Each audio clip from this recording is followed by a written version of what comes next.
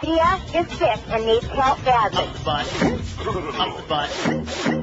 Up the butt. Up the butt.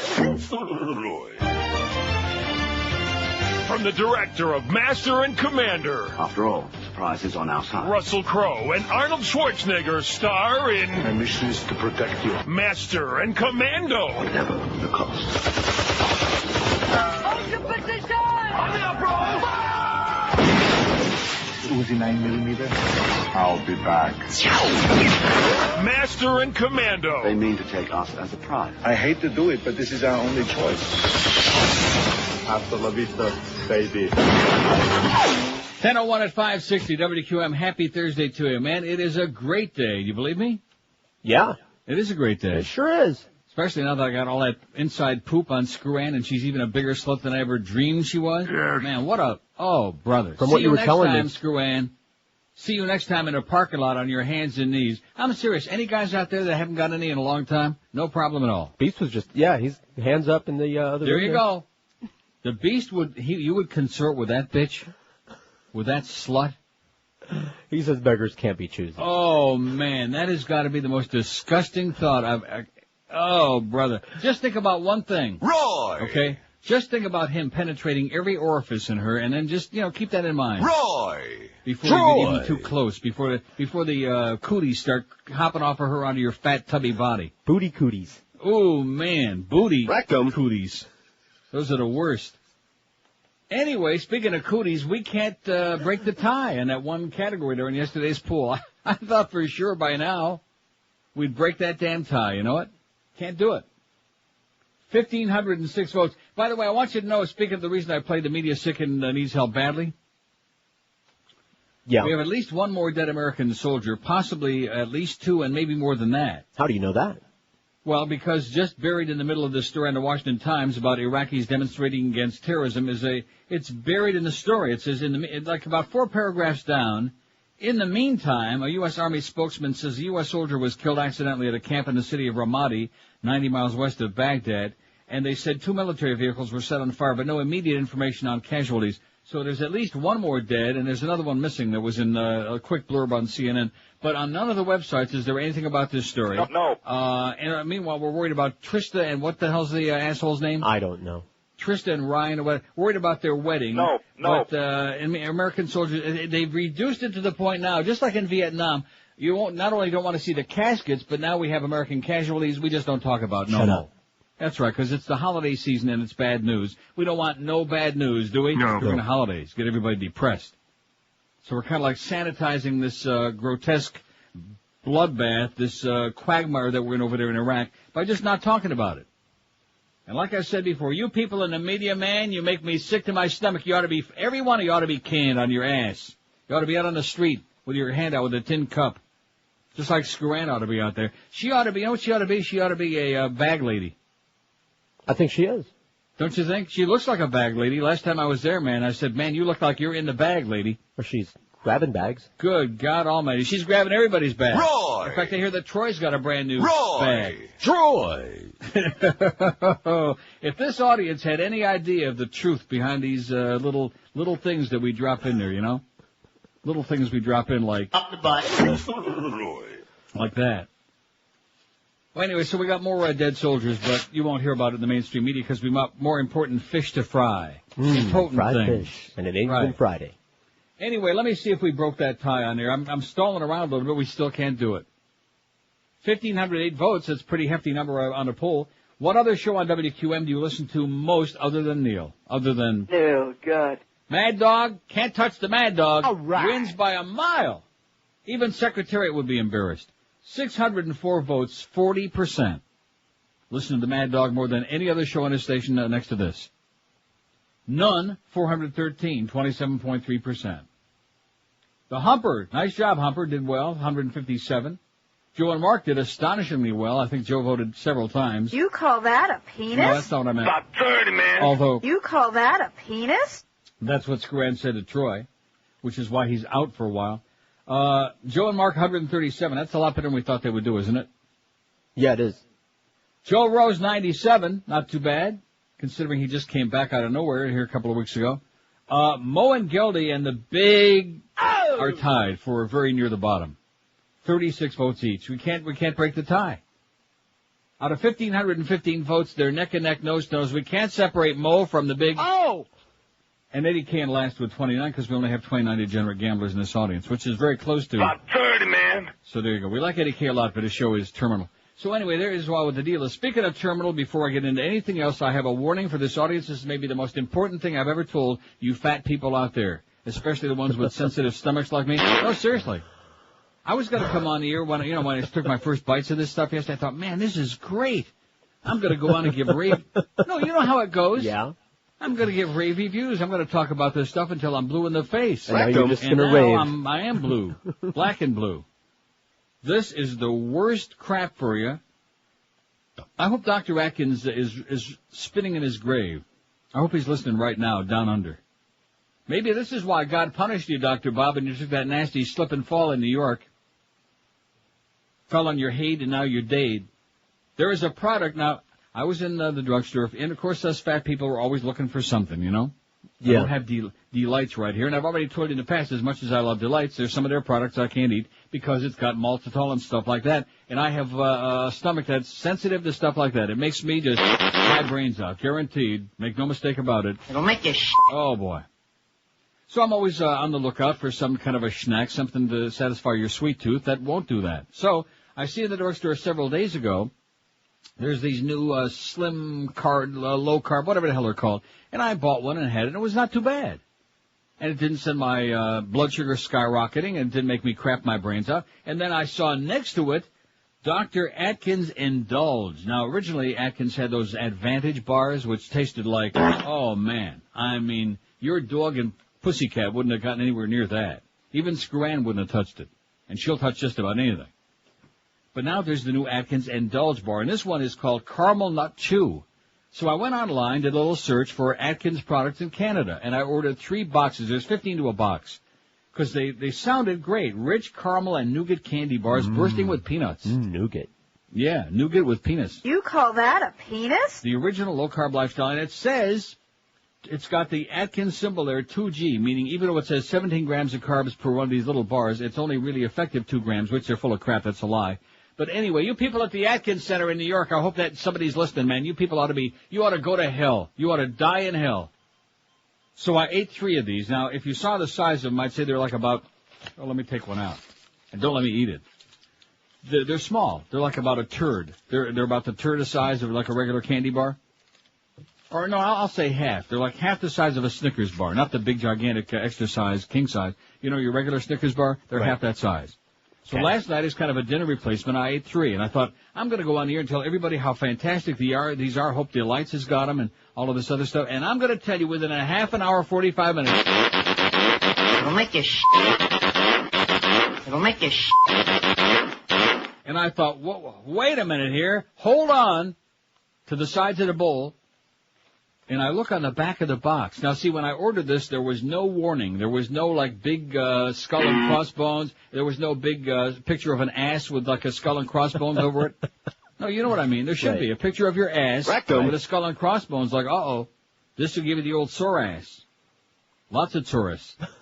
So I look on the back, and I'm looking for what is in this stuff, and I see maltitol, and I thought, uh-oh. And I'm reading it, and it says in small print, that you need the Mount Palomar telescope to read on the back. It says, indulge wisely. For those sensitive to sugar, alcohols, and their laxative effects, limit consumption to 1 to 2 servings a day, which means, of course, it'll make you your brains out. I mean, for 2.5 hours, and then even a little residual effect this morning. It'll make you Oh, man. Those people out there who've ever had, had to take, a barium enema, or those who take, a blueberry enema just for, a hobby. You have never had a cleansing like this. Oh, my God almighty. So I'm warning you, please. Now, there are a lot of people out there who don't have that sensitivity, and more power to you. Right. Because I never really even heard that before. Sugar, alcohols, did you ever hear that before? No. Which is code for maltitol and sorbitol and schmidtitol, as in you'll schmidt it all out. Whatever's in your body, it'll be all gone. Well, look on the bright side. In fact, this morning I finally, had the dry schmitz to just kind of like a wet fart. You were an ear witness to it. Right. But God. so you're not Great. looking on the bright side of life. You probably lost like 5 pounds. No, I did not. Really? No, I didn't. About a half a pound. Oh. Oh, brother. If that's not my idea of how to lose weight, believe you me. If I had to do that again, that would be the end of me. Believe you me. You people at Atkins, you ought to be in jail. Your diet is fine. See, Dr. Bob, once he died, they started potching around with his crap. He would never have approved this, I'm sure of it. Well, he proved those advantage Unless you bars. could make some money off it. I mean, I'm telling you right now, this was the worst thing I've ever had. I've had some of that stuff before in a similar experience, but not like this. This was like the end of the world. This was like how long do they say your colon is? How many feet? About 30, man. Oh, no, more than that. They say it's like about 100 miles long, your colon. Something like that. Wrap around the world. If I stretched it out here, I could stretch it all the way to Rochester, right across the lake. And every inch of my colon, man, was just like rolling and boiling. And as you're sitting there on the bowl, just grimacing, and you can hear the gurgling. I thought the gurgling, man, was like caught inside of my body. You can hear that gurgling sound like a witch's cauldron. You know what I mean? Sure. Like Tabitha on Passions was stirring up another witch's brew. So let me say it again. You people at the Atkins Center, you need some very serious help, some assistance. And that's what I need today, some assistance. As in like a good rest. Probably like Freaky Carlos would say out there at the front desk. His rectum needs a rest. And Screw Ann, the word is out on you, honey. You're out of the closet, sweetheart. Can you even begin to imagine that? And then I start thinking back about Roy Foster and all the stories we used to hear. Roy! And you know the sad part of it is they were all true. Let me tell you, if you look up the word slut in the dictionary, you'll find Screw Ann Winnick next to it. You're a disgrace. You're the kind of person that we set out there. This is our sales manager. This is somebody that we're proud of. This is someone who represents WQAM. Screw Ann Winnick, you bitch. As a matter of fact, now I know. I always wondered who that was about, that drop-in. Yeah. Where she goes, You bitch, you slut, you whore. now we know. Oh, brother. I'm trying not to conjure up any images of what I heard about in my mind. What you told me about. Who, Josh? 1013. I guarantee he wouldn't touch her. No. He wouldn't touch her with the beast hand or tongue. In fact, when you start hearing the gagging sounds, that'll be Josh puking his guts out, just starting to think about it. Just starting to draw up an image of it in his mind. Oh, man. God, I mean, even the maggots have run away from that bitch. 1013 at 560 WQ. Of course, we don't want to rip her too much because then I'll be the next one suspended. Remember what happened to the Humper a few years ago? Don't want to be ripping Screw Ann or the Water Nazi too much because they're Greg's personal close friends. I can't tell you how close.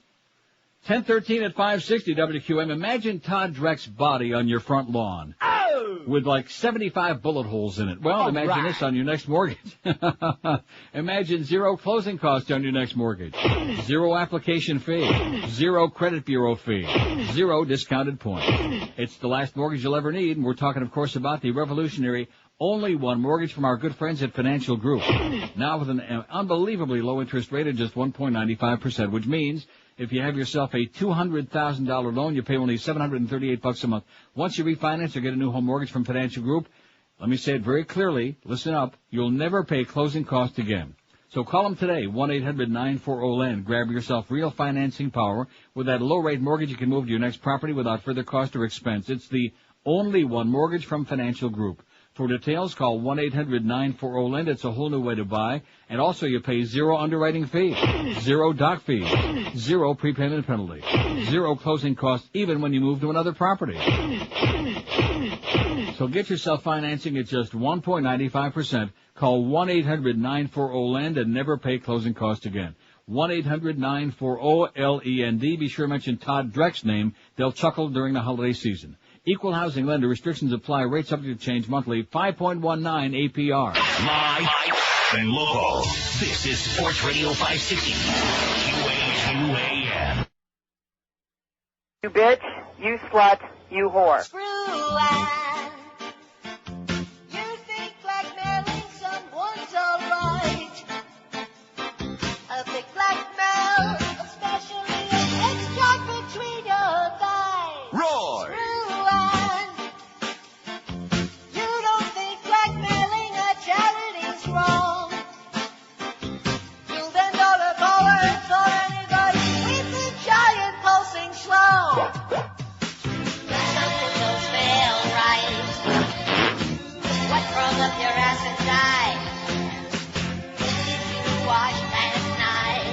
No. know your name's tight.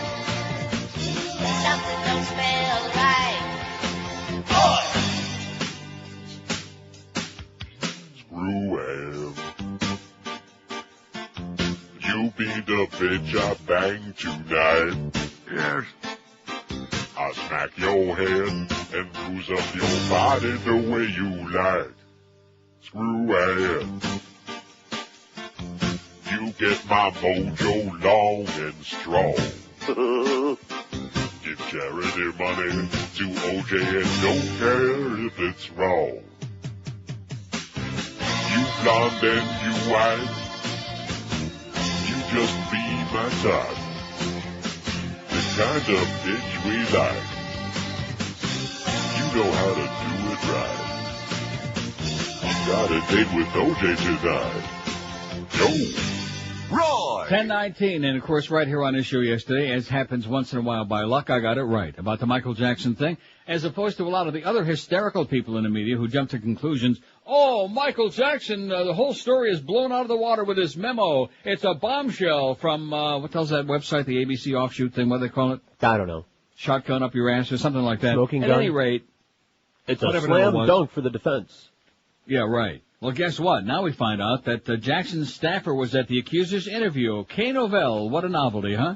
Little intimidation factor going, which we're talking about moments ago on CNN, on Certainly Not News Network, where they still aren't bothering to tell you about the latest American casualties in Iraq. When child welfare workers interviewed in February the boy who now accuses Michael Jackson of sexually abusing him, the boy denied he'd been molested by the pop icon. His mother had said nothing improper occurred, but, there's a big but. Rectum. Always sticking right there in your face. Sources close to the prosecution told CNN there was a Jackson employee nearby during at least part of the interview by child welfare agency workers, and the sources said the employee's presence had an intimidating effect.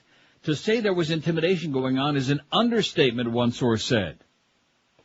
The presence of someone connected to Jackson may have had a chilling effect on the boy's story, one expert said. The implied message to the child is, I'm here to prevent you from saying anything bad about Michael Jackson, said Dr. Astrid Heger, a child abuse expert who heads the LA-based violence intervention program. How do you like them apples, huh? So before you get all whipped up about the headline, and before you assholes in the media start, oh yeah, this memo, this blows it out of the water. In addition to which, if they would just read the damn Inquirer, what about all that the boy hanky-panky in Vegas at the Mirage in his villa there, huh? Never They happened. haven't even gotten to that part yet. Nah. They're so anxious to, cover this up because, well, he's an icon. He's the king of pop. Yeah, right. He's a freaking pedophile, okay? He's a child molester, period. End of discussion. Throw his ass in jail and throw away the key. Christ, we got a lot of votes on the poll already. I haven't even given it out yet. Plus, I got 2 more out for it. But let's take some of the important calls first. WQAM Atkins Center, hello. Hey, Neil, good morning. Yes, sir. Buenos to you. Hiya, Patty. No. Do you know who that is? No. I guarantee you that's Fat Boy's former neighbor. Oh, God. You want to know why I think say you're that? right. Yeah, no. Because he knows you won't send me any of the faxes he sends in because it always has his name on it, Dave. So drop dead, Dave. We hate you. WQAM, hello. WQAM, hello. Important calls. Important call line. Hello? Yes, sir. Hey, why don't you retire, asshole? Okay, I'll retire my asshole after I take another Atkins bar. 567-0568. See, it's always the same stuff at the beginning. Nothing ever creative. It's the retired guy or this poor imitator. It's the guy, you miserable son of a bitch. And then we got Fat Boy's neighbor now, the ex-neighbor. Great. Who's just frustrated as hell because he knows that he can't get his faxes through to me. So it's just he's got to reach out and touch me. WQAM line 6, it's always bad. See what I'm saying? Mm-hmm. WQAM, hello. Retire. Okay, well, I'll give you a shot. Here's today's poll. Other than 9/11, what news event of the past 50 years had the most significance to you? Other than 9/11, which obviously would win by a million miles, what news event of the past 50 years had the most significance to you? The JFK assassination, the RFK assassination, the Martin Luther King assassination, the war in Vietnam, Watergate/Nixon resigns. By the way, Nixon said Reagan was an asshole. And when Nixon says you're an asshole, boy, that's the ultimate indictment. That's like if Moe called somebody an asshole. Absolutely. The Clinton impeachment, George W. Bush steals the 2000 election, the Alien saga, and I've added 2 more that aren't on there yet. Okay. And I'm sure the audience will have some, or not, as the case may be. Elvis croaks on the crapper. Okay. Right, got that? Elvis croaks on the crapper, or John Lennon murdered. right? Okay. Well, there's a couple more that need to be on there. I mean, let's not narrow it down. Although so far, George W. Bush steals the 2000 election. 29 are saying that out of the first 56 quick votes. JFK assassination 10. The Alien saga 5. Poor Alienito. Watergate Nixon resignation 4. Vietnam War 3. Martin Luther King assassination 3. Clinton impeachment 2. And RFK assassination none. Well, all of this, of course, also has to do with your age. Because when we say the past 50 years, that precedes many people in our audience, even George and Josh, by a few years. So what do you think about that media blowing up this damn story when it come to find out that it's all a bunch of bullcrap, that they were intimidating and, said whatever the hell they wanted them to say, standing over their shoulder like probably with a shotgun. Oh, and speaking of pedophiles, just goes to show you, America never met a pedophile they didn't love. Come back, Roman Polanski, we love you. Embattled singer R. Kelly wins big at the music awards. You ready for that? Yeah. R&B singer R. Kelly, who faces multiple child pornography charges in 2 U.S. states, was one of the big wieners last night at the Billboard Music Awards, which honor the year's top-selling artistes. Kelly picked up 4 prizes, as did Destiny's Child singer Beyonce Knowles, who's enjoying massive solo success outside the popular female trio. Destiny's Child. Canadian country pop singer Shania Twain, rapper 50 Cent, who he says killed 2 people, and hip-hop trio Little John and the East Side Boys each took home 3 prizes. The awards were handed out during a ceremony at the MGM Grand Garden Arena in Las Vegas. I love the MGM Grand. Kelly was named Hot 100 producer, R&B producer, Hot 100 songwriter, and R&B songwriter. Both performed at the event, both Kelly and Beyonce, as did Twain and other acts such as Effervescence, No Doubt, Foo Fighters, I love the Foo Fighters, and Pink. Not too crazy about Pink or No Doubt. Why not? Why do you like Pink? She's pink. Fag. Okay. So anyway, that's the story is, once again, we love a pedophile, R. Kelly, man. Let's salute him, huh? Let's salute him. Well, how about your Ely Lewis? Yeah, right? There you go. Well, he married her, it seems. He married her. She was like 14 years old. Yeah, that's kosher in the South, And she was though. like related. She was like kissing cousin or something. What the hell was the relationship? Something. Cousins. In Yeah, the well, South, that's no big deal, I just guess. fine. Kissing cousins. That's what Screwan always says. She and are kissing cousins. Only the complexion been changed to protect her ass. Where Jerry comes from, that ain't no We can't thing. stand you, Screwan, okay? You're disgusting and grotesque. Talk about sleeping with a freaking enemy. Live and local. This is 560. No wonder what's his name got suspended. QAM. He's back in jail, re-singing his classic hits for his latest release. It's Glenn Campbell, live from the Maricopa Tombs. I'm an old drunk cowboy.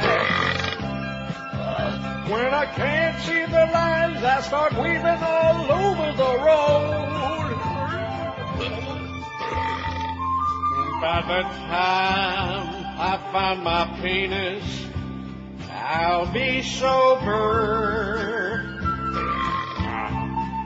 In the tombs, I have a cellmate. His name's Jerome. Gaviscon, honey, Gaviscon. Out my butt, the gas keeps blowing. My green underwear is now glowing. I'm doing time in Maricopa County. I'm mixing booze with Lexapro. I was a big star, but now I'm just a washed-up cranky old asshole. Glenn Campbell. I want to douse him with lighter fluid and set his ass on fire. That's just how much I hate Dick Van Dyke. Yes, Glenn Campbell re-sings his all-time greatest hits live from the Maricopa Tombs. Available wherever cigarettes are traded. 10:32 at 560 WQAM. 118 votes already on the poll. Other than 9/11, what news event in the last 50 years has had the most significance to you? George W. Bush steals the 2000 election 56. JFK assassination 25. Vietnam War 15. Watergate/Nixon resignation 6. Alien saga 6. Clinton impeachment 5. Martin Luther King assassination 4. RFK assassination 1. Elvis croaks on a crapper and John Lennon murder none yet. They just went on there. They just popped on. Yeah, after I had them Atkins bars, I was thinking about Elvis a lot. Let's see. 2 suggestions for your poll today. Operation Desert Storm. This is Alex, who always usually sends bad choices. Operation Desert Storm? No. You think? No. No. And the Iran-Contras with Ali North? No. I mean, obviously, it's something that people think about, but if that's the most significant news event of the past 50 years, then you've been staying under the bed too long. 5670560, pound 560 on the AT&T and Verizon. I'm sure we got many other good ones. WQAM. See, there's one. WQAM. Hey, I'd like to speak to Neil, please. Speaking. Hey, Neil, this is Mike. What I was calling about, last week you'd read an article from the Democratic Party saying if the average guy would donate $2, that their major contributors would donate $1. Well, doesn't that make the major No, I did not. I didn't people? read any article from the Democratic Party last week, Reverend Jones. WQAM, hello. Hey, Neil, how about when the Berlin Wall came down? Berlin Wall comes down. Not bad. Okay. Thank you, sir. Were you there? No. Berlin Wall comes down. Huh? Okay. No, I like it. It's significant. How about also, if we're going to put that on there, how about the breakup of the Soviet Union? Right? The end of the Cold War is, how do you want to put that? No, not the end of the Cold War. The collapse of the Soviet Union. Okay. How's that? That sounds good. Collapse of the Soviet Union. Sounded just like that. Okay. Well, we got to have about 100 categories on here because it's only one poll today, and we want to give Eric something to do besides eat. It is the holidays, and by the way, Eric, if you want to stay really close to home, try some of them Atkins Endulge bars. Trust me when I tell you. Anybody out there who's having a little bit of trouble on the crapper, who's a little on the bound up side, maybe had a little bit too much cheese? Here's the answer for you. Atkins Endulge bars. It'll keep you really busy. WQAM. Yes. Neil, Yes, sir. How you do, sir? Happy holidays. Okay, I'm doing pretty good.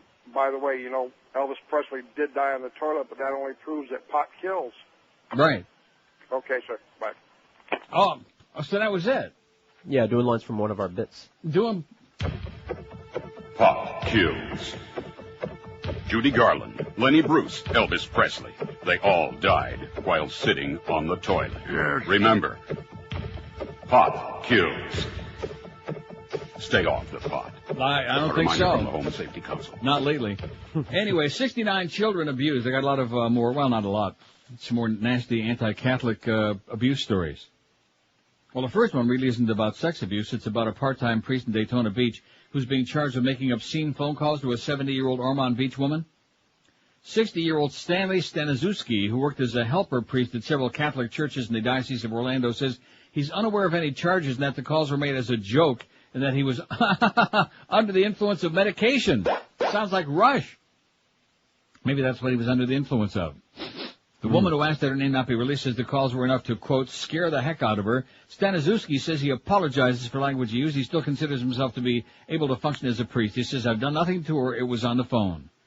The diocese has removed the man's faculties and asked that he leave, but a spokeswoman says, quote, we can't make him leave. Oh, I got a paper jam. Paper cut? I'm just jamming it.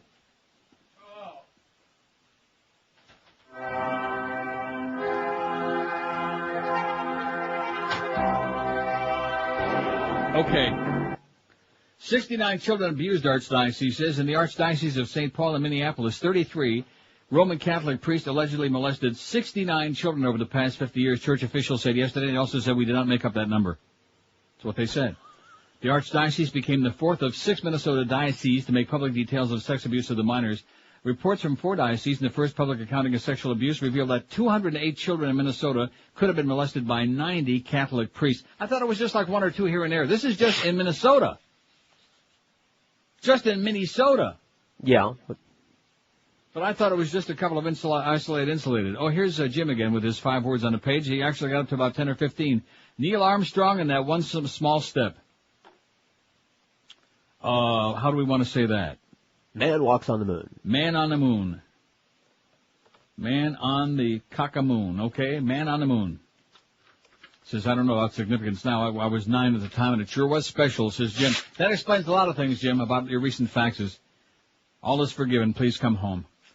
5670560, pound 560 on the AT&T and Verizon wireless line. George W. Bush steals that 2000 elections, got 75. He may be off to the races, you know it? Mm-hmm.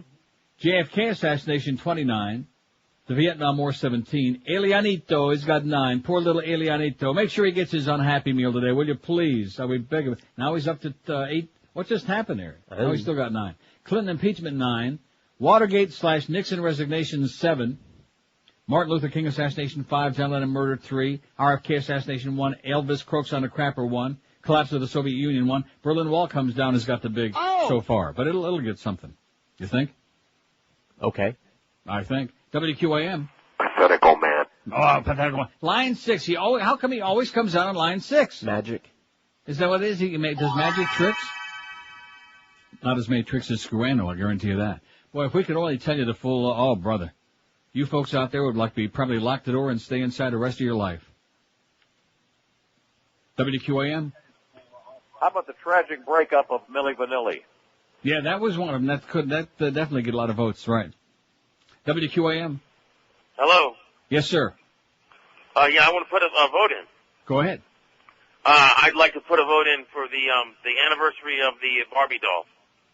Anniversary of the Barbie doll certainly is definitely in G.I. Joe. And speaking of G.I. Joe, don't forget to check out our website, neilrogers.com. See, these people that are very amusing, if they had some good material, it would be good. But they don't. But that's okay. We understand the holidays are under a lot of stress. We got the make-believe, the G.I. Joke, George W. Bush G.I. Joke doll from Mad Magazine. And we also have my favorite of all time, I don't care what you say, President Mo Bush. Mo Howard Bush lives. And then, of course, right underneath it, Commander-in-Chief. And if there's anybody, including me, who hadn't completely checked out the WMD, Weapon of Mass Destruction Countdown, you've got to listen to the audio, because I hadn't really, of course, his lips move, and he, Yeah. The old chump chimps it along. But there's a lot of stuff on there I hadn't heard before. It goes on almost forever. You know. Yeah. It's slow, but we do have the ability here in these studios. To put it on the air, I thought you said it was all distorted and crappy sounding. We troubleshot it. Oh, great. Sounds good. The hands of evildoers. It actually has the real ongoing countdown, too. Evil. Great evil is stirring in the world. The struggle is against evil people. We fight evil. Evil weapons. The evildoers. Nuclear weapons. Nuclear bomb. Nuclear bomb. There you go. He wants to have a nuclear weapon. This is good versus evil. Okay, that's enough. I already had problems with the other end. And after hearing him, I'm starting to just gag up just a little bit. We're Sports Radio 560 QAM.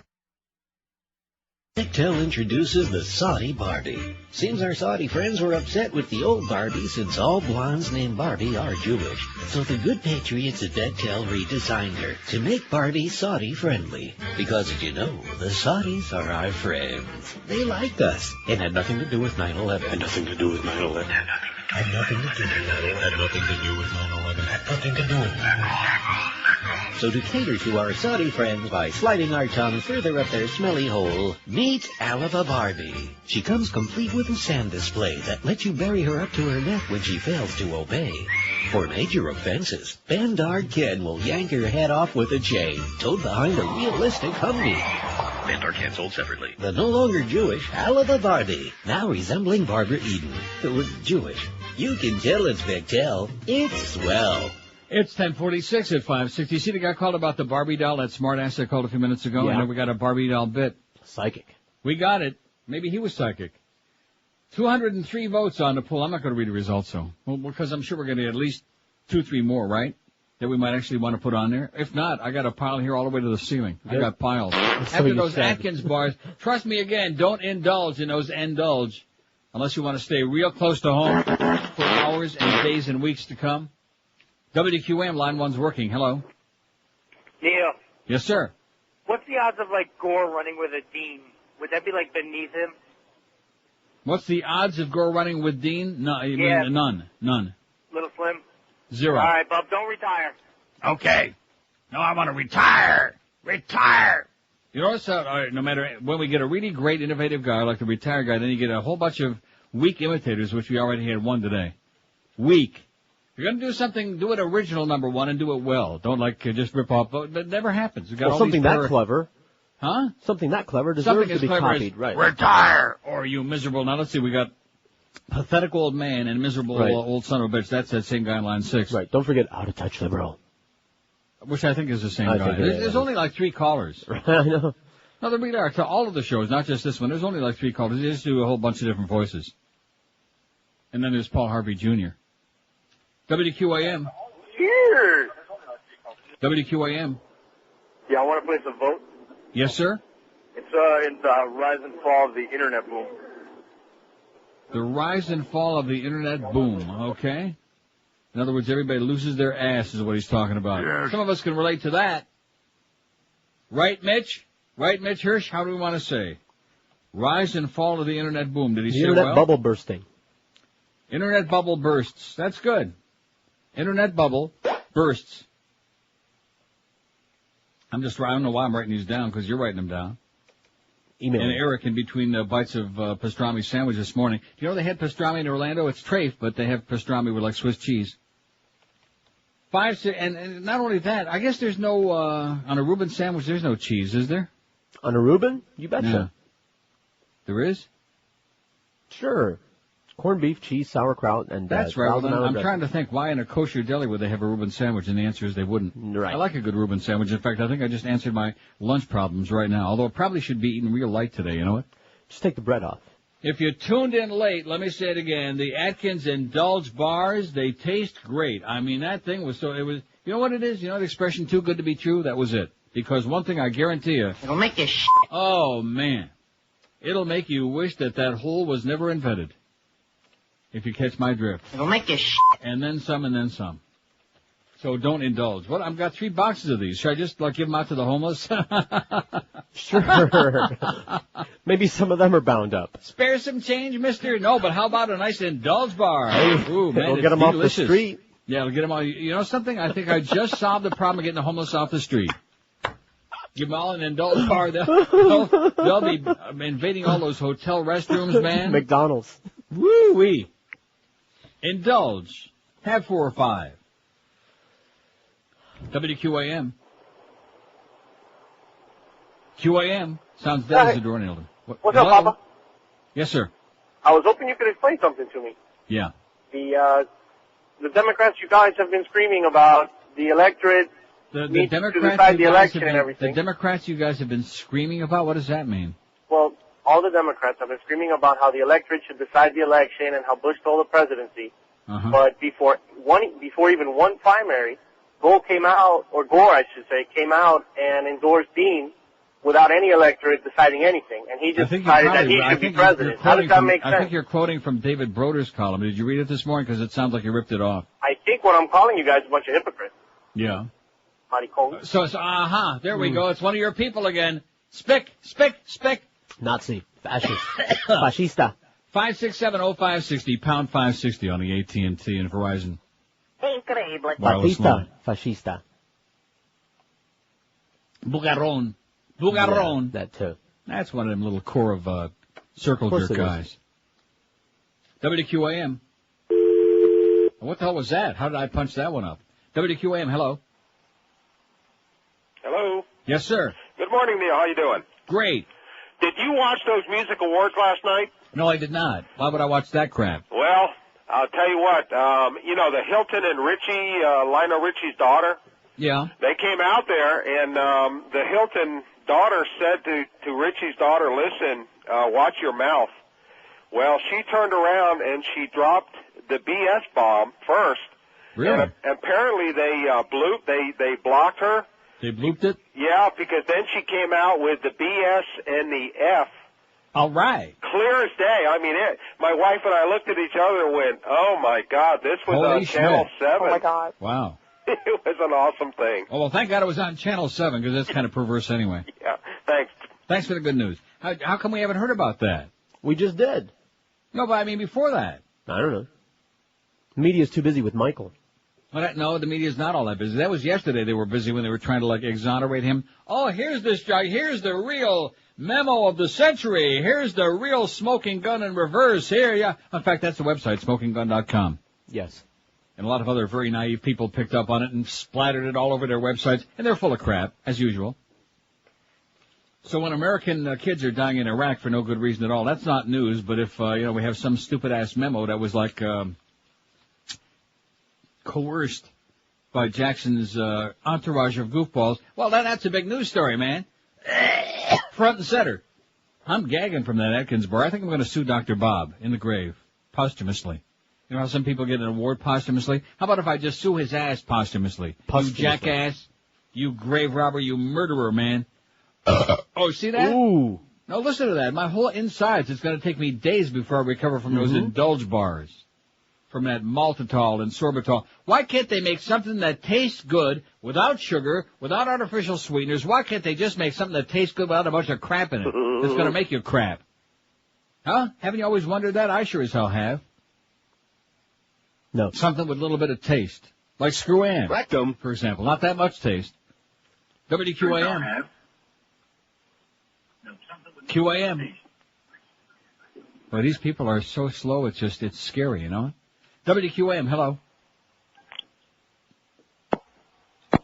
WQAM, hello. Neil? Yes, sir. Hey, I got a question for you. See, I can go through 1,000 to get one. Doesn't bother me. Yes, sir. A long time ago, when you used to own your Ferrari, Mm-hmm. you had the red Ferrari, remember that? Yeah. Was George working for you at that time? No. He wasn't. Tell you Why does that matter? What did George have to do No, with no, my I'll tell you Ferrari? a quick funny story. I guess whoever was your producer at that time, you had lent them the Ferrari. And where I used to live, he started dating this girl in my neighborhood, and she had a boyfriend. Make a long story short, he ended up chasing your Ferrari with this cat in it in a little Toyota Tercel all around the neighborhood. It was pretty funny. What do you mean chasing it around the neighborhood? What does Well, that mean? because the boyfriend came home, and whoever the cat was, I don't know who it was in your car, talking with her. She got out. He took off, and he started chasing him. And? That's it. The end. Well, what's the end of the story? So what happened? No, I want to know if it was George. Yeah, it was George. Yep. 567-0560. Oh, it's one of the rare moments. I actually wish I was there. I must be missing out on the good stuff. I must have come in the last 24 hours. I wish it was me if somebody was they banging didn't have any somebody. of this good crap yesterday. 567-0560, pound 560 on the AT&T and Verizon wireless line. Boy, where would this town be without me? WQAM, hello. Neil. Yes, sir. Hey, I heard that on Fox last night, too. You heard what? Speak up, sir. Come on. All right, I'm sorry. She was cursing on Fox last night. Yeah. Threw the F-bomb and the S-bomb twice. Oh, no. And I was wondering, are you attracted to George at all? No. Are you? No. Yes. He said you're not his type. 567-0560, pound 5. Where the hell is that bit, the F-bomb?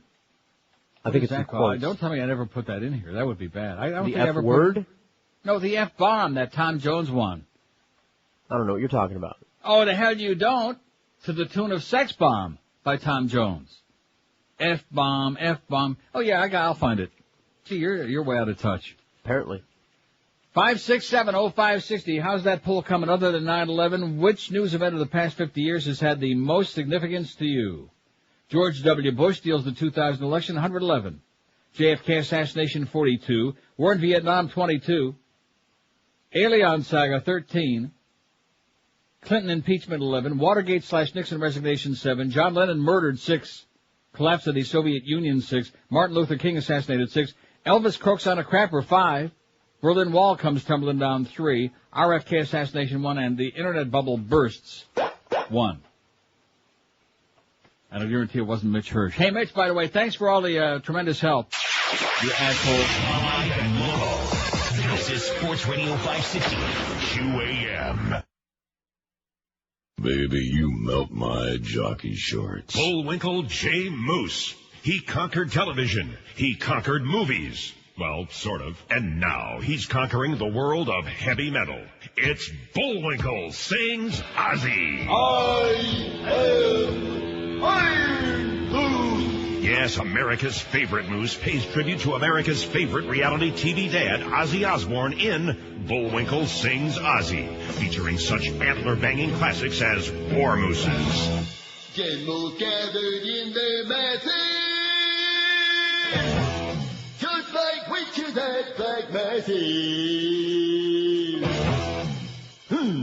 Must have had the wrong rhyming dictionary. When a classic cartoon character meets a classic rocker who's become a living cartoon, you get Bullwinkle Sings Ozzy, with songs it behooves you to hear, like Times have changed, and times are strange. Here I come, but I ain't the same. Rocky, I'm coming home. And you'll want to come home with this CD. It's Bullwinkle Sings Ozzy. I'm going off the rails on a crazy train. Guess I don't know my own strength. Best of all, you don't need a permit to hunt down this collection. Make a moose call to your local record store and pick up a copy today. 11:01 at 560 WQM. We got the Mad Dog at 2, the highly popular, the wildly popular Jim Mandich. All right. Then you got the Humper at 4, with Beano Cook at 5. Hurricane Hotline from Tony Roma's at 7. You got your College Bowl preview, whatever the hell that is, at 9 o'clock. 9 to 10. Eddie K at 10, Joe and Mark overnight. It said in the newspaper in the box score from last night's Panther-Bruins game, of which I did see a part of it, 17,000 and some odd. Said there were 17,000 odd people there because they wanted to goose up that attendance, which that made the Toronto Sun yesterday in the sports pages about the fact that they were giving away 4 tickets to each season ticket holder to try to impress Gary Bettman. It was pretty embarrassing. I saw that game on TV. Now, granted, it was the Panther telecast. They had Rimmer and Denise with their bobbleheads. But if there were 17,000 people there, then my name is Ish Kabibble, okay? There's no chance. Maybe somebody who was there will call and tell us how many really were there. It didn't look like it was empty, but it sure as hell was no 17,000 people. So maybe they just counted the 4,000 for each season ticket order that they gave away, you think? Or that they offered to give away? Huh? Or maybe they just counted everybody out 3 times. You're not fooling anybody, Alan. It's a very sad situation. They actually played pretty good, especially the overtime. But they're, what can I say? Have a 1 in 6 games. Here's one for the pool. Arnold elected governor of California. Thank you so much. How could we forget that? Because that was like a defining moment in American history. I said that at the time, and I'll say it again. It was like a defining moment in American history. Just like when I ate that Endulge bar. It was a defining moment in my history. In fact, I thought I was going to be history after I ate like the second or third one. Jesus, God. I can't impress upon you enough. Don't even touch it. Because the bad part of it is they taste good and they're small. They're like little. You know how you have like those little, the bags of miniature candy bars? Right. Like you know what I'm talking about. You treat bags, the Halloween. Yeah, bags. like in the drugstore, and you got like mini Milky Ways or mini Snickers bars. They're just a little bit bigger than that. So you're going to eat like 2 or 3 or 4 of them, if it's going to replace a meal, and then you're going to like, oh man, you're going to wish that you could just end it all. WQAM. Candy cane. WQAM. Yeah, those Atkins bars. The problem with fat guys like you is you're not... The problem with assholes like you is that you can't put a lid on them, okay? I'm not interested in hearing from some skinny love punk. This guy probably weighs 400 pounds. That's another one of the chronics. No. No. What a giveaway. Very perspicacious, George. Bring it on, baby. Bring on that holiday cheer from South Florida. Export it. We can handle it. Got the paycheck a day early this time. All I can say to that is, nice going, Clarence. Oh, yeah, here's an excellent one from Lou, the Mariel boat lift. How could we forget? Already forwarded it along. I think I want to change my vote. The Mariel boat lift, all you Marielitos, man. Some nice people came in during the Mariel boat lift. About 30, man. And a bunch of scumbags, too, as Castro. Speaking of my Atkins experience, kind of like a gigantic enema to the island. He just kind of like, put an enema tube there. Right. And there was Governor Bob, as much as I like him now, but he was down there welcoming everybody in with open arms and legs. Come on in. And Jimmy Carter, the same thing. 5670, and I'll never forget, I don't want to tell a story again about the people from the INS I had on my show on W Snooze that night during the Reagan years. And during the break, the guy says, you better just accept it. Florida, we've decided that Florida's going to be the dumping ground for the Caribbean, for all the illegals. I said, what? He told me that right to my puss. That they had decided, the immigration people, that Florida was just going to be the dumping ground. And this is where, along with, of course, Texas and California, where all the Mexicans, the beaners, come in. So good luck to us. Let's see. David Miami says, due to my age, I'd have to say the first space shuttle crash was most significant to me. The Challenger crashes. The Challenger blows up. Say it however you want, okay? Okay. Wasn't that the Challenger with the school teacher? See. Yes, it was. Yes. Thanks, David. Oh, we got some activities going on today, right? Yeah. Look for the QM van 4 to 6 this afternoon at the 7-Eleven. Oh, man, while you're eating your pickled eggs, you can make a donation to Abandoned Pet Rescue. At the 7-Eleven at 4451 Davie Boulevard, just north of Griffin Road. Spin the QM wheel for those usual very low-budget prizes, and we'll have all of the Best of Neil stuff there, too, and also the Joan Mark Toy Drive at all of these things through the holidays. We have, as of yesterday, $45,580 for Abandoned Pet Rescue. We got to get over 50 grand. Today's already December the 11th. Get with it. Also, 7 to 9 tonight, Josh Cordes will be at Tony Roma's for Hurricane Hotline, located at Ludlam Road, US 1 in Coral Gables. Now, does that mean you're getting paid extra for that? Probably not. Oh, I guess yes, it does. Miguel just said. Well, why would you? Don't say probably not. Don't ever say that. Say, you know what you say? Absolutely. That's right. Absolutely, or otherwise I'm not showing. And then you can be the next one suspended. I want to be honest with the audience. We're operating with kind of a skeleton crew at QAM. Because everybody's on the suspended list. They're dropping faster than they can be replaced. It would be like if you went to Calder to bet, on the races and you found out that 90% of the jockeys have been suspended and there's only like about 5 jockeys. So we have like a limited number of horses, or maybe they have to ride a couple side saddle during the race, like in a Roman chariot. Same thing at QAM, man. We got a growing suspension list because, for the holidays. Because we got a lot of people who just ain't behaving. They're misbehaving these days. Of course, some of them have been misbehaving for a long time. You know what I mean? Roy! Bitch. Miserable, nasty, hateful, obnoxious, lying bitch. I bet you she's done OJ. I bet you anything. And if not, she's probably got like a life-size replica. Don't you think? Yeah. If anybody's got an OJ blow-up doll, it's Screw Ann. And the Water Nazi borrows it on weekends. WQAM. Neil. Yes, sir. How are you, my friend? I'm great. Good to hear. Listen, I got the same experience, not with those bars, but you ever heard of the metric bars, the protein bars? I've heard of that. Oh, my God, Niagara Falls, buddy. Oh, my God. Wow. I hated it. Anyway, get rid of George. Goodbye.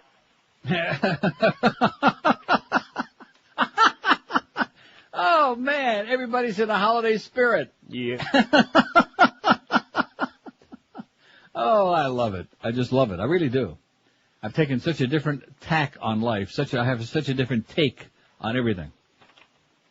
It's just so damn amusing. The misery, the hate, the suffering. I understand a lot of you people wish that you were someplace else, not necessarily here where I am, but just about any place else. I can relate to that. I think they wish they were someone else. Or someone else, and also someplace else. But, of course, look in the mirror and you'll discover that you're you, and that's probably one of the reasons that you're there. 5670560, pound 560 on the AT&T and Verizon wireless line. George W. Bush steals the 2000 election and has got 130 votes. I think Mariel Boatlift is going to start moving up that list fast. How could we have forgot? WQAM. Hey. WQAM, hello. Talking about George. He made a talk show today in the Cuban radio station in 670. Really? Yeah, the owner of the station's name is Jorge Rodriguez. So one of these old geezers called him and they said, very, very nasty. How can you allow your son to work for that judío comunista anti-cubano? Translating Jewish, communist, anti-Cuban. And the guy said, I don't have, my name, I got a name, Jorge Rodriguez, but he's only 12 years old. Yeah, it's a very uncommon name, right? Yeah, but this guy was very upset because he said that this well, guy... Well, we're delighted. Thanks for the good news, and Feliz Navidad. 5670560, pound 560 on the AT&T Verizon wireless line. Don't let me forget to play a lot of Alien bits again today. Don't forget. In honor of the Morris Greasy-ass and Lazaro and the Ganze Mishpacha. Right. And also don't forget... Yes? I'm the baby Jesus. I didn't know your name was Brian. I thought it was Boca Brian who was the baby Jesus. And when I heard that one thing this morning, I knew he was. Up the butt. When I heard that, I knew he was the baby Jesus. Oh, look at this. It says, I'm also on no-carb diet, the South Beach one, and have lost almost 20 pounds since August, and you're killing me today because I can eat chocolate and bought the following bar. So my question is, if I'm at work, should I eat the following? Oh, no, it's P.R. Ralph. Well, this must be part of that Puerto Rican cuisine we asked him about. It says, P.S. if you want pastels, I'll bring some to you when you're in town and, whatever. No thanks. A Carborite sugar-free chocolate almond bar. Now, he faxed me the ingredients on here, and guess what the second one is? Guess what the second ingredient is that begins with an M and ends in an L? I'll give you 45 guesses. Maltitol. It'll make you shit. Of course. It'll make you shit. Ralph might be immune, being Rican and all. Is that it? I don't well, know. no, it all depends if you have some people can eat that stuff, and I'm jealous of them. I Sample don't it, have the Ralphie. sensitive stomach that eat that. What are they called again on this box? It's called sugar alcohols, which I have no idea what the hell that's supposed to mean. But that maltitol or sorbitol, man, just looks like a freaking H-bomb entered your puss. In fact, that's probably the only thing that hasn't entered Scran's puss yet is an H-bomb. Live and local. We're Sports Radio 560 QAM. And now it's time for another edition of Professor Mo. Hiya, boys and girls. Welcome back to another electrifying notification. Today, we're going to learn about aromatherapy. Now, if my illustrious assistant will give me a hand.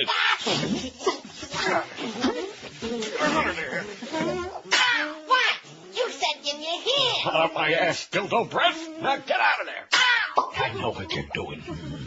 I know who's behind this. Certain people. Certain people. What are you talking about? Never mind that now. We're going to demonstrate the infectious aromatherapy today. All right? Okay. Now, here, smell my finger. But Get up and smell my finger. Okay. Now, you'll notice, boys and girls, that Gelby is smelling my finger. Can't do it. Stay right there and smell my finger. And don't move. Tell the boys and girls out there if it smells like pizza. It smells like doo-doo. Hey, you keep it right there under your nose until it starts smelling like pizza. Why does it smell Right like... up my ass all morning, but that shouldn't matter. I had cold pizza for breakfast. Now obey your dominant master. I'm going to pass out if I have to keep doing this. Listen, you want to smell my feet instead? No. That's a good slave. Smell my finger. You ever smell a real woman? Yeah, but not like the ones back in my day. Back then the broads had a rainforest running up their crack to the armpits. What are you dead? 11:17 at 560 WQAM. Up the butt. Here's a fax that says for our poll, how about Princess Diana's death? Don't get in that Mercedes. No. Princess Di, we're begging, please. Paparazzi's coming after you. You're gonna crash into a wall. No more rich guys for you. Princess Di is gone. Oh, Princess Di. Princess Di is gone. She's really gone. Went into a tunnel. Hello, wall.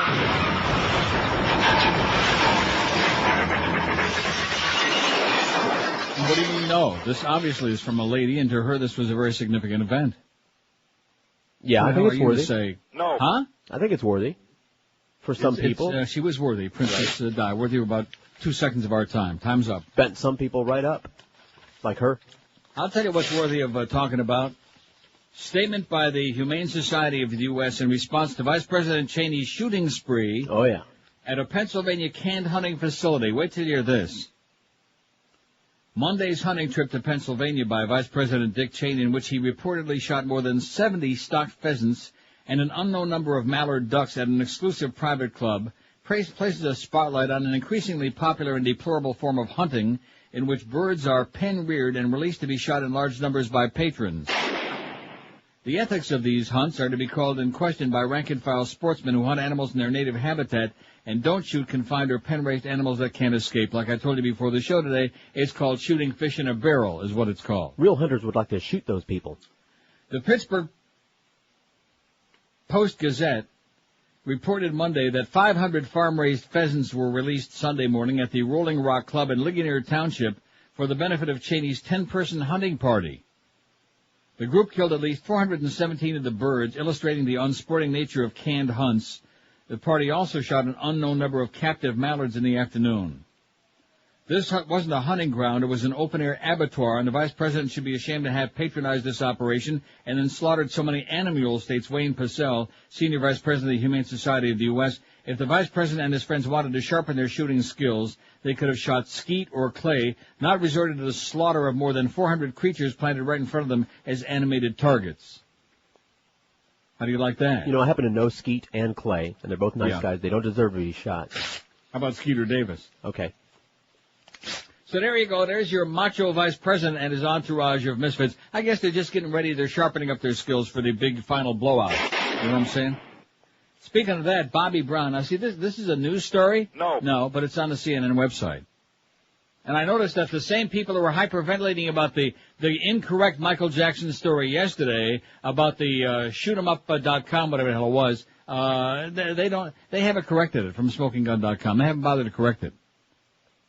Miss Fudge and her girlfriend Lynn, they haven't corrected it on their websites yet. It seems to me, since when you put a big headline on there and blast it all over the place about, here's the memo that blows all the charges out of the water, and it turns out to be quite to the contrary, of nothing of the sort. But it's always that way. It's like when so-and-so was an axe murderer, and they put it on the front page of the paper, and the next day, if you look on page 2, underneath where it has the subscription information, little tiny print, correction, yesterday the Herald said, it's speaking of people making bad mistakes. You people at Channel 4, you're a bunch of losers. We know that, except for our friends over there. Do we have any? Bob Soper? Right. Anybody else? I'll get back to you. No, that's it. So they report a couple of days ago, remember was it Monday or Tuesday, whatever day we had the roof cave in at the Uptown Theater that they're demolishing here in Toronto. And again, for whatever reason, the media around the country made it a humongous story, which I guess it was a slow day. Well, Channel 4 reports, I have it on very good authority, my own personal spy report. Channel 4 reported that the reason the roof of the Uptown Theater here in Toronto caved in and one person died and there were 14 others injured was because of all the snow on the roof, that the pressure of the snow from the big snowstorms over the weekend, the roof caved in. There's only one problem with that, assholes at Channel 4. Did it snow here in Toronto over the weekend? No. Was there a flake of snow? No. The only flakes are at Channel 4 in the newsroom, making up stories as they go along, embellishing stuff. It didn't snow at all here. That storm went nowhere near here. It went south of New York State. It went across the Pennsylvania area and through Philly. Well, you know where it went, and up New England, up the East Coast. It was nowhere near here, assholes at Channel 4, so it's amazing that all of that snow could have come from nowhere. Maybe Santa dropped it off the sleigh. Snowwhere. It was snowwhere on the roof at the Uptown Theater in Toronto that the roof caved in. They were demolishing the building, you morons, you. But, again, this is what the American public is getting spoon-fed every day. Bullcrap, man. They're starting to like the taste of it. Yeah. God, I could have made a whole bunch of takeout meals for you yesterday. Bobby Chown charged with chattery. Huh? Bobby Brown charged with battery. Oh. He stole Scran's batteries. Boy, can you imagine? She's probably still got that big one that looks just like Roy's, asparagus. Singer Bobby Brown was charged with battery yesterday after a weekend altercation with his wife, singer Whitney Houston, in which he allegedly threatened to beat her ass, authorities said. I think she's got it coming. I think you're right. Mm-hmm. I think a lot of people would like to beat her ass. Brown appeared with his attorney before a judge yesterday afternoon after meeting with detectives and a court solicitor. He was charged with one count of battery under Georgia's domestic violence law and released. He must return to, this is a news story that Bobby Brown beat up Whitney Houston, for crying out loud. That's a news story? I just pass it along because they're hyperventilating about that as well. You know what I mean by hyperventilating? Like that. 567-0560, pound 560 on the AT&T and Verizon wireless line. Anybody called in to tell us the Riola crowd at the Panther game last night? No. Well, why the hell not? I bet it's on line 9. We always get great information on line 9. WQAM. Yeah, hi. Can I talk to you? Yes, sir. Speaking. Yeah. Looking at the paper today, like the New York, I don't know if you saw the cover of the New York Post. No. Today. But I try to avoid it. Yeah, I know. Me too. I can't help it. I sit next to people reading it, but notice that it has the big story, of course, that wedding. You know, the bachelor wedding. Right.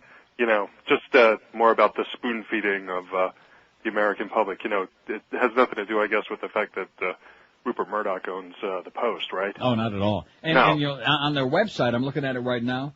On the website, they always have they have the headline from the sports, and then they have the front page. There's Tristan Ryan's tacky wedding special, and then Pettit panic about Andy Pettit and the Yankees are going to lose him. Those are the two flashing headlines. Meanwhile, we had another American die in Iraq, and maybe more than one, and they're not in there anywhere. Right, and all the Halliburton contracts and everything like that. Right. You know, Ann Coulter talks about how the Times hates the common man and everything, and you know, today the New York Times has a story about you know, the Bush trying to seek help from all the countries that were barred from contracts in Iraq. Right. Mm-hmm. You know, but, yeah, he's on the most phone. readers don't want to hear that. Right? We stuck it up your butt, but would you please help us out? Yeah, exactly. And yesterday was Paltrow's wedding. Right. To cover the Post. I mean, doesn't it tickle our fancy? I could give a crap less. Oh yeah, I could really care too. Well, one good thing to do with the Post, man, if it's good at the bottom of the birdcage, better than the Herald or the Sun Sentinel. Have a great day, right. Pally. You got that. Hang all right, on. later. There's a guy in New York calling. They're reading the New York Post all around him, which there's nothing wrong with a good tabloid. The problem is the word good doesn't fit in with the tabloid because it's Rupert Murdoch. More of that Fox right-wing propaganda. The New York Compost? Yeah, the New York... Oh, I like that. The New York Compost. Maybe I could have wiped my ass with that last night. No, you could have made a lot of it. Many, many times. About 30, man. Oh, I can't even begin to tell you. You think I'm exaggerating with that story? You already began to tell me and done something. Man. Have I? Yeah. Well, let me start again. All right. In fact, I got a whole box full sitting here. Let's see. I had From 3. the top. So that means I got a dozen. Matter of fact, go and get something to eat. Here's the sound. You hear that? Here's the sound of all these little bars. Eat it live on the air. Bars. And the sad part of it is they taste not good. They're great. You know how you wouldn't know because you don't eat any of this stuff because you're not fat. But like that one guy was ripping us fat folks, and he's right. But the fact is, most of them have kind of like a chalky taste. Not chalky, but Right. kind of like an artificial taste of the chocolate. You know what I mean? I sampled some of the free crap that came in here. Oh.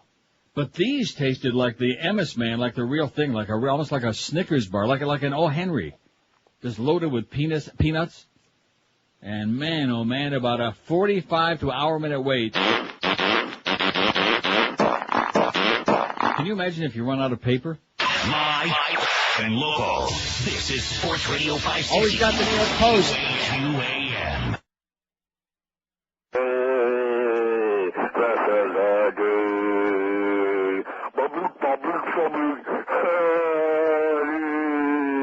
This is Eddie.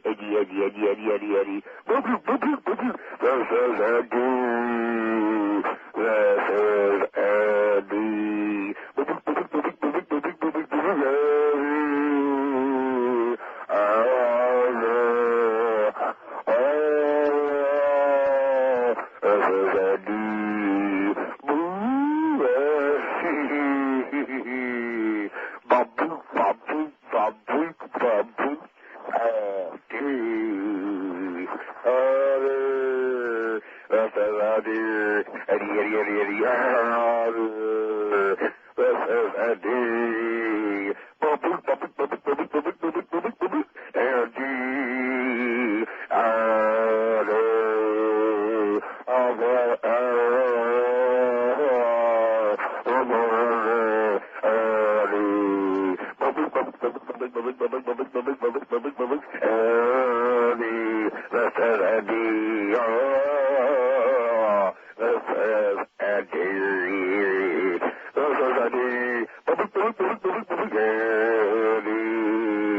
There you go. That's the meat and potatoes of the Neil Rogers Show right there. Oh! Now you just know that he's one of our chronics now. Oh, yeah.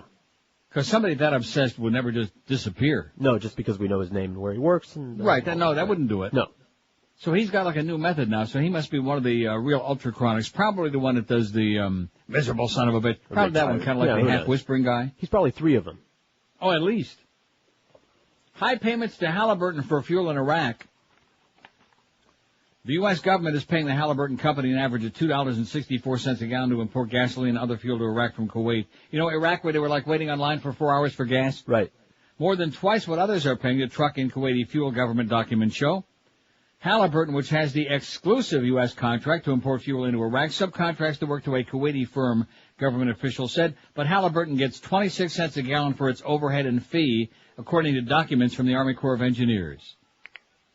The cost of the imported fuel first came to public attention in October when two senior Democrats in Congress criticized Halliburton, the huge Houston-based oilfield services company, for inflating gasoline prices at a great cost to American taxpayers. At the time, it was estimated that Halliburton was charging the U.S. government and Iraq's oil for food program an average of about $1.60 a gallon for fuel available for 71 cents wholesale.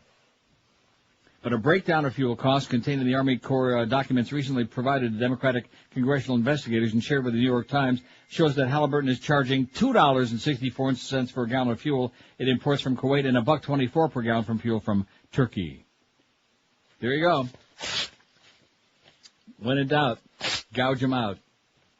How's that poll coming? The 2000 election may not be exceeded by anybody. Got a big start. Other than 9/11, what the news events of the past 50 years had the most significance to you? What news event? George W. Bush steals the 2000 election, 148. The JFK assassination, 64. Vietnam War, 32. Collapse of the Soviet Union, 15. The Alien Saga, 15. Clinton impeachment, 14. John Lennon gets murdered, 13. Berlin Wall comes tumbling down, 12. Watergate/Nixon resignation, 9. Martin Luther King assassinations, 8. Elvis craps on a croaker, 8. Didn't he crap on the croaker? The Mariel boat lift has got only 6 so far. I know that was a late edition, but I can't believe that. Small Only 6 potatoes. for the Marielitos. Internet bubble burst, 3. Challenger explodes, 3. RFK assassination, a pair. And Arnold Schwarzenegger becomes governor of California, has got 2 out of 354 votes. Governor of California. Like I said, that was the delineating moment. That's where we drew the line in the sand and said, at this point, we understand that the dumbing down of America is complete. Nice job. Oh, look at that. And that's right on that. Somebody must have been psychic faxing me this in, because my next story is appeal court rejects governor's request to remove Shivo judge. An unknown vehicle crashed through the tall steel gates at the governor's mansion in Tallahassee last night, but caused no injuries. It was an accident, but nobody got hurt. Governor Jeb Bush was not at home at the time a vehicle crashed through one gate and fled through another gate shortly after 7 p.m. His wife, Columba Bush, was at home but heard nothing as the incident unfolded, officials said. She was probably packing up a lot of them good imported goods for Christmas gifts. You think? I know. The vehicle initially entered the grounds at the mansion through a gate on First Avenue, crossed the lawn, and crashed through a second gate and fled on Duval Street. Investigators said the vehicle believed to be some sort of truck was being sought by police and sheriff's deputies called in to assist the investigation. Some sort of truck. Well, that's good. I'm glad that they're right on top of it. Speaking of Governor Bush, the unctuous one, the religious one, the fanatical one, the holier-than-thou one, the goody-two-shoes one, an appeals court yesterday refused Governor Bush's request to disqualify a St. Petersburg judge from hearing the constitutional challenge to Terry's Law. In a ruling last month, Circuit Judge W. Douglas Baird said that the newly passed law that allows Bush to keep Terry Shivo alive with a feeding tube is depriving the brain-damaged woman of her constitutional right to privacy. In other words, leave that family alone and let them do their thing, okay? Remove the tube. Bush said the judge's comments made him an advocate, and the governor's attorney asked Baird to remove himself from the case. When Baird didn't, Bush appealed. In a 5-page decision, the 3-judge panel of the 2nd District Court of Appeals said Baird's statements are not cause to remove him. Some of Baird's comments, the panel said, correctly reflect the law, while others were recitations of holdings by the appeals court itself, which has made several rulings in the Shivo case over 7 years. One of those appeal rulings affirmed a lower court's decision to allow the feeding tube to be removed. But, of course, you're born-again governor, holier than thou. He's got to stick his nose in there and get the legislature to pass an emergency law, Terry's Law, so we can keep this woman alive, even though there's no hope. None. Zero. Zippity-doo-dah. Less than none. But he's going to stick his nose in there once he gets it outside of Screw Ann's womb to check on that fetus. Speaking of fetus. Yes? Thanks, AC your Subs. Potato pancakes aren't there yet? No, but Ira from AC Subs came through for us. Yeah. Thank you, Ira. You mean Corky's did not come through for us today? No, with so those brisket and potato pancakes? No. Shame on you, Corky's. Maybe mañana. Oh, look what's on CNN again. The school looked upon them. They all feel like they were criminals for some reason, and they're all just, why was I unreasonably searched? Now, I hope you're watching right now on CNN, because there's a white kid, and I'm looking, I've seen this about 1 million times, and you'll notice there's a whole bunch of white kids, but now Jesse Jackson's going to stick his nose in there, and it's a racial thing. Oh, and look at that. There's some attorney with some Schwarza on there on CNN. Individuals that were subject to this unreasonable search and seizure. Yeah, it's a racial thing. I mean, I'm all with him as far as being... Well, here's the real story. 17 Stratford High School students are suing the city of Goose Creek, South Carolina, and the Berkeley County School District in federal court, alleging police and school officials terrorized them in a drug raid last month. And they are absolutely correct, sir. folks. Individuals named in the defendants, the police chief and this one and that one. The suit also names the city of Goose Creek, its police department, and the Berkeley County School District as defendants. School officials declined to comment on details of the lawsuit, but expressed regret about the incident. Right. The November 5th, on my birthday no less, the November 5th raid by police and school officials has created a national firestorm, in part because it was caught on videotape by the school and made available to a local TV reporter. And we're watching it right now. Although they are patting down a couple of black teenage kids. See that? Yeah. Maybe that one he thinks has got a nice ass. I don't know. The guy. Standard officials have said they had reason to believe drugs were being sold at the hallway before classes started, but no drugs were found in the raid. I think it's a racial thing. Some Stratford students were arrested on drug-related charges earlier this year. In the lawsuit, the 17 students asked for an unspecified amount of money for damages and an injunction against another such raid. They also asked for a declaration that their constitutional rights have been violated, which, of course, goes without saying. Even a moron can tell that. Absolutely. The suit charges the students' 4th and 14th Amendments were violated. The suit also levels charges of assault, battery, and false arrest. They said even Bobby Brown would be embarrassed by this. The school district and police department in McCracken bears responsibility for what happened, the suit said, in part because they failed to train and supervise their employees prior to the raid. Who the hell is McCracken? He's the principal. George McCracken. Oh. Remember Jimmy Crackhorn? Yeah. Kin. The suit also says McCrackhorn has made clear that the raid will be and is the standard policy for Stratford's administration. You ready for that? I'm ready. He has made clear that the raid will be and is the standard policy for Stratford's administration. When contacted last Friday, McCracken said he hadn't received any information about the lawsuit. Even if I had, I can't comment, he said. And the best news of all, guess who's there? I just already told you. Guess who's there sticking his nose into it? Jesse? Yeah, Jesse. The Reverend Jesse Jackson, a South Carolina native, traveled to the Low Country this week and announced plans for a December 16 rally to protest the drug raid. You go, Jesse. You go, man. Maybe you can impregnate a few South Carolinian women while he's there, too. What the hell's wrong with Jesse running again? He can be the new father of our country. See, that's why we got so many white folks. George Washington was a white guy, right? Right. Thomas Jefferson, he impregnated them slaves, made them all white. He could be the godfather of the country. In fact, Thomas Jefferson could have been Michael Jackson's father, you think? Before he turned quite so white. 150. Now, how's the Mariel boat lift? Only got 7? That is really... Only 7 say the Mariel boat lift is the most significant news event of the past 50 years to them. That is almost enough to make me say... But not quite. My and local. This is Sports Radio 560. QAM. I don't have a penis. Well, congratulations. Get a life. Tonight on Queer Eye. Crazy. He's gonna hate us. Don't worry, sis. He's the one with the 2 first names. It's Queer Eye for Toby Keith. Here we are. Okay, come on in. Ew, it smells like powdered eggs in here. Redneck houses always smell funny. Oh, what's this old white wall tire doing here? I'm raising pet skeeters. This one here I call Skeeter David. Oh, well, that life-size lawn jockey statue has to go. Well, I have to ask him first. Ask his statue. You don't understand. He's real. Oh. Oh, God, honey, you smell like hot bologna. I smell like a man. Who's that you have there chained in the basement? That's my retarded sister, who's my mama, too. What do you keep her there for? Well, that's none of your business. Fine. Okay, now, let's get rid of that hat that's screaming, hey, everybody, I'm a moron. Don't you touch my hat. Oh. I keep my brains in there. Sorry. I agreed to let you sissies in here to pour my CDs. Just don't touch me. Don't worry, honey. We're not into bears. But you have to get out of those, well, I guess you call them clothes. Okay. Somebody get the garden hose. When was the last time you changed your underwear, Toby? About 30 days ago. He's growing mushrooms under his balls. Don't make fun of me. My pappy was a patriot, you know. I may not be, but I watch lots of TV. We're eye for Toby Keith tonight after a special Monster Balls Garage. 12:46 at 560. Did I say 12:46? But it is in Newfoundland somewhere. All right. 14 till noon is what it is, give or take. 5670560, pound 560 on the AT&T. I don't know if we really have that many more for the poll that we're going to get. I think we got most of the major events. Right.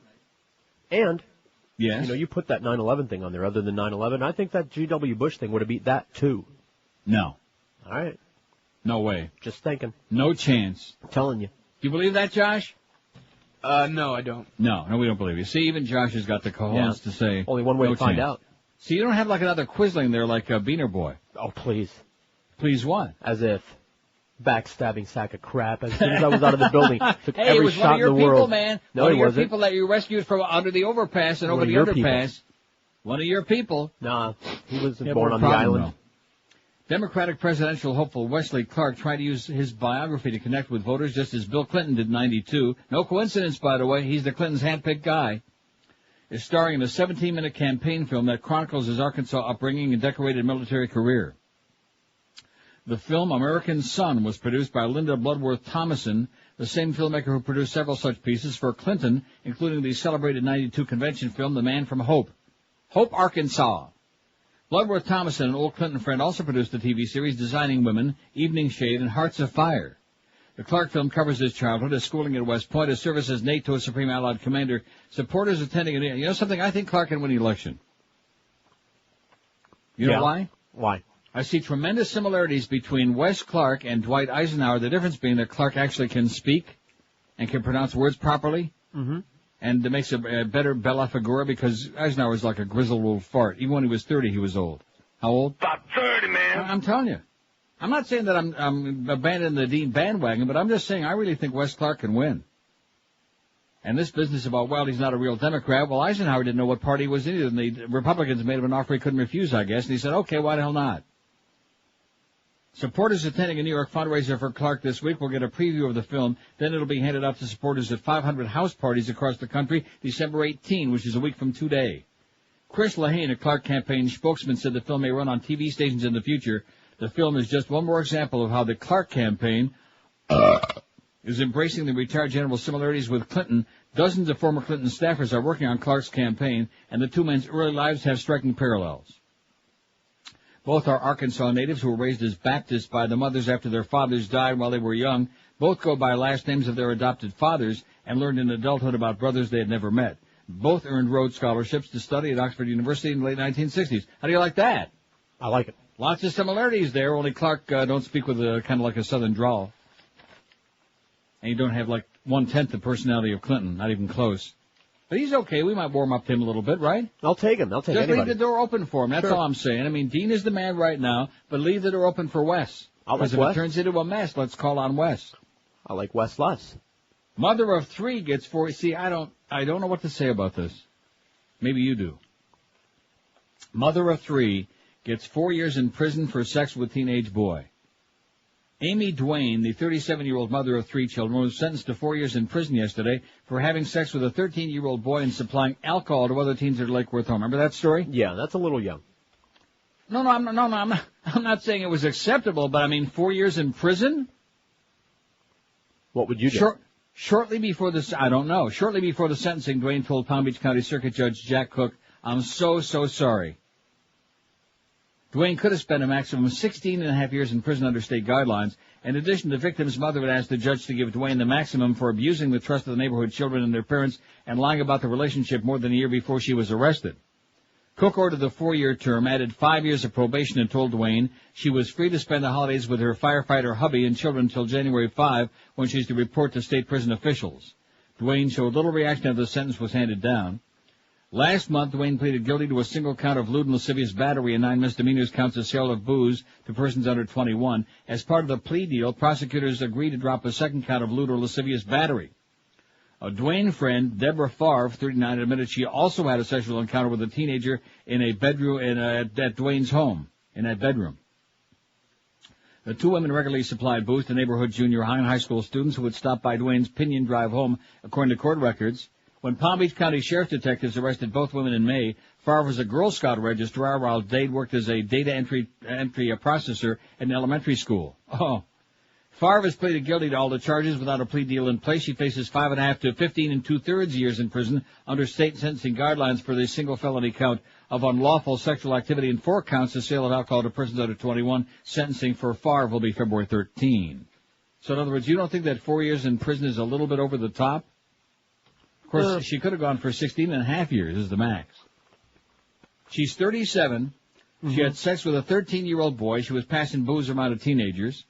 And she's going to get 4 years in jail. Well, it's damn good thing she wasn't supplying them with that wicked weed, man. She'd get 20 to 30 easy. Right. Maybe life. Good news is the kid will be almost 18 by the time she comes out. Oh, man. That is bad. 5670560, pound 560 on the AT&T and Verizon wireless line. What would be the appropriate sentence? I don't know. Therapy. No jail. Suspended the sentence. Probation Suspended for the life. sentence. See, I just don't, I mean, granted, what she did was grotesquely unacceptable, but on the other hand, 4 years in jail? See what I'm saying? Yeah, but there's that double standard again.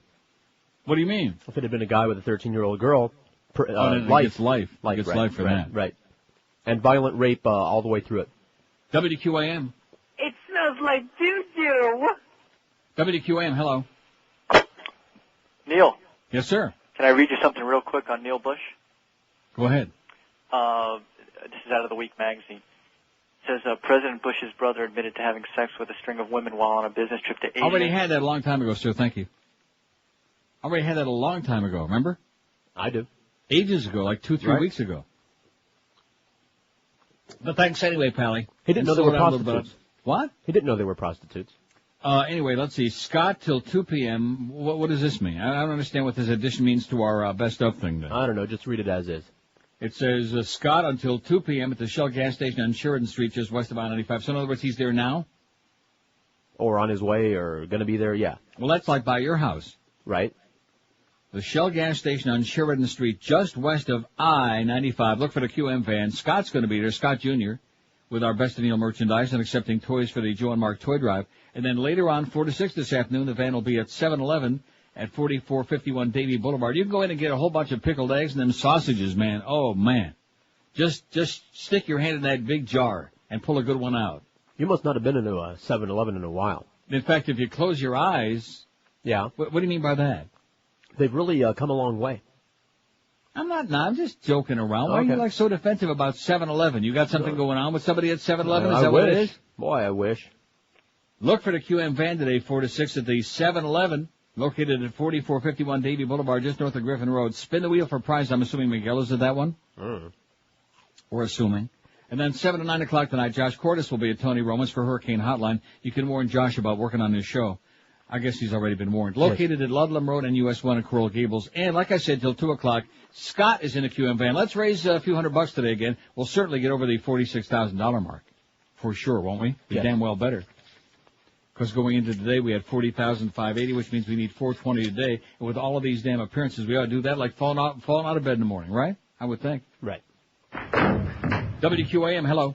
Hi, Neil. Yes, ma'am. Hi. Our first lady of the day. Let's hear it. Oh, all right. I have 2 things to say. Okay. Actually, I have more, but I'm restraining myself. First is I just wanted you to know that in certain Boston medical centers, there's a name for what's ailing you after your Endulge bars. It's called RBS, which stands for rectal blowout syndrome. Rectal blowout. When in doubt, I blew it out. That's exactly right. You're correct. And B, I have a theory about your declining hits on your website. Yeah. I believe that there are maybe more people like me who, due to the booming income and the incredible drop in the unemployment rate, I haven't worked in 2 years. Oh no. And I had to sell my computer to keep the car from being repossessed and to possibly also buy some food. So I can no longer go to your website, and I can't cast any votes, which I'd like to vote for Vietnam if that's possible. Okay. And maybe that's why not so many people can visit your website anymore. Maybe they all had to sell their computers for the holidays. Yeah. Raise money to buy gifts. Could be. I can't even buy my grandchildren any gifts this year. George will help you out. Oh, he will? Sure. Isn't he sweet? No, he won't. I didn't think so. Good luck, sweetheart. Hang in there. Thanks. Have a great holiday in spite of it. You too. 11:56. George would help you out. By the way, that check's in the mail. Oh, thank you. I would help her out if she was younger, cuter, willing. Maybe, and Right. if you were like 13, she might help you out. No, she's not that type. No, seriously, How stop do you and know? think about that. We should take a poll on that tomorrow in the first hour, first All right. part of the show. Already Schmidt canned the story. I can get it again. Do you really think that she deserves jail time for that? No. Kid said she was pretty good. Now, see, that was bad. You shouldn't have said that. Well, they don't put his name in there. He's a minor. 4 minutes till noon at 560 WQM. Shelley Blooms is pretty good. That's why they've been around so long. Shelley Blooms Fashion Clothiers. They've been doing it right for the guys of South Florida for 40 long, amazing years in the same world-famous location. 2650 Northwest 5th Avenue, right in the heart of the Miami Fashion District. At Shelley Blooms, you'll always find fine men's clothing. They got it all for you. They got suits, sport coats, slacks, dress, sport shirts, ties, one of the biggest selection of designer shoes anywhere in the universe. Shelley's got Italian slack Super 120s in 15 colors for only $60. Giorgio Armani suits that you'd have to pay $1,395 to $1,595 every place else are only $795 at Shelley Blooms Fashion Clothiers. Shelley even offers a fantastic selection of Italian suits starting at just $225 each. 3 ingredients are why they're still there, going strong after 40 years. Service, selection, and price. They are unbeatable, and Shelley guarantees it'll never change. The selection is fantastic. Alterations are always free. And with thousands of suits in stock up to size 70, fat boy, you're sure to find what you need. So stop overspending and extending at the malls and make the trip to Shelley Blooms in the heart of the Fashion District. They're open Monday through Saturday, 9:30 to 6. If you have questions, you want to compare price, just give Shelley a call. It's 305-573-5890. That's 305-573-5890. Shelley Blooms. No matter where you live, no matter where you're hanging it out, Shelley Blooms Fashion Clothiers is well worth your trip. Live and local. This is 560. The radio's all yours now. QAM. This is Dick Cheney. I like to relax by having Mary Magdalene massage my balls while listening to the Neil Rogers 12 to 1 hour. This old man, Dick Cheney, he had angioplasty, had a heart attack, paddle whack, got him a pulse tone. Next time he's not coming home. Hey, kids, did you like that? Well, let's do another one, this time with the President's Day. This nitwit, his name's Bush. He's a hemorrhoid in the tush. He picked a guy who would die so he'd be alone. There's nothing in his empty dome. 702 at 560 WQM. 436 votes on the poll. Not too shabby, man. We'll go from the bottom up. Which, other than 9/11, what news event of the past 50 years has the most significance to you? Princess Di dies. None. Do you think that at the Buckingham Palace they were like saying a prayer, hoping that she would die, even if... I'm not suggesting, of course, that it was a plot, that she was assassinated. No, of course not. Who would say something? Maybe they're like going, Die Dainu. Die, die, You ever hear that one? No. Nope. Those Jew prayers. Princess Di dies. None. Arnold Schwarzenegger becomes governor of California, 2. RFK assassination, 3. Internet bubble bursts, 6. Elvis croaks on the old crapper, 9. I bet you ate some of them Atkins bars. Oh, no, he didn't. They didn't have them then. But if he would have. In fact, maybe if he would have eaten them, he wouldn't have to strain so much. Have you ever looked up the definition of hemorrhoids in the dictionary? No. And one of the definitions I've read, which I always find most amusing, is straining at stool. Okay. Straining at stool. Okay? Okay. I don't want to get too graphic because then Thank the you, FCC please. gets No. all upset about exculpatory activity. But it just sounds so bizarre. I know what they're trying to say, but it's just straining at stool. In other words, you're squeezing too hard, baby. Right. Or you have a colander, one of those. You're strainers. straining? Right. Well, you might as well. Might as well get something worthwhile done if you're sitting on there a long time. There might be pennies in there. Elvis croaks on a crapper, 9. Martin Luther King assassination, 9. Watergate/Nixon resignation, 10. The Marielle Boliff is up to 10. The reason it doesn't have a lot more votes, the people that would have voted for, you know where they are? They moved? They left town. They moved, right. yeah. That's 23 years ago, too. Well, what about some of the other stuff? How about these assassinations were like way before Right, but that? those were big national news, not a local irritant. Oh, give me a freaking break. How about Elianito, huh? Well, that was big national news too. Never should have been. And recent. It was a kidnapping of a little kid by the Miami family. Marriott boat left 10. The Challenger explodes 12. Berlin Wall comes down 14. John Lennon gets murdered 14. Clinton impeachment 17. Alien saga 17. Collapse of the Soviet Union 20. War in Vietnam 39. The JFK assassination 82. And George W. Bush steals the election of 2000. Absolutely. 176. In other words, you can't touch it.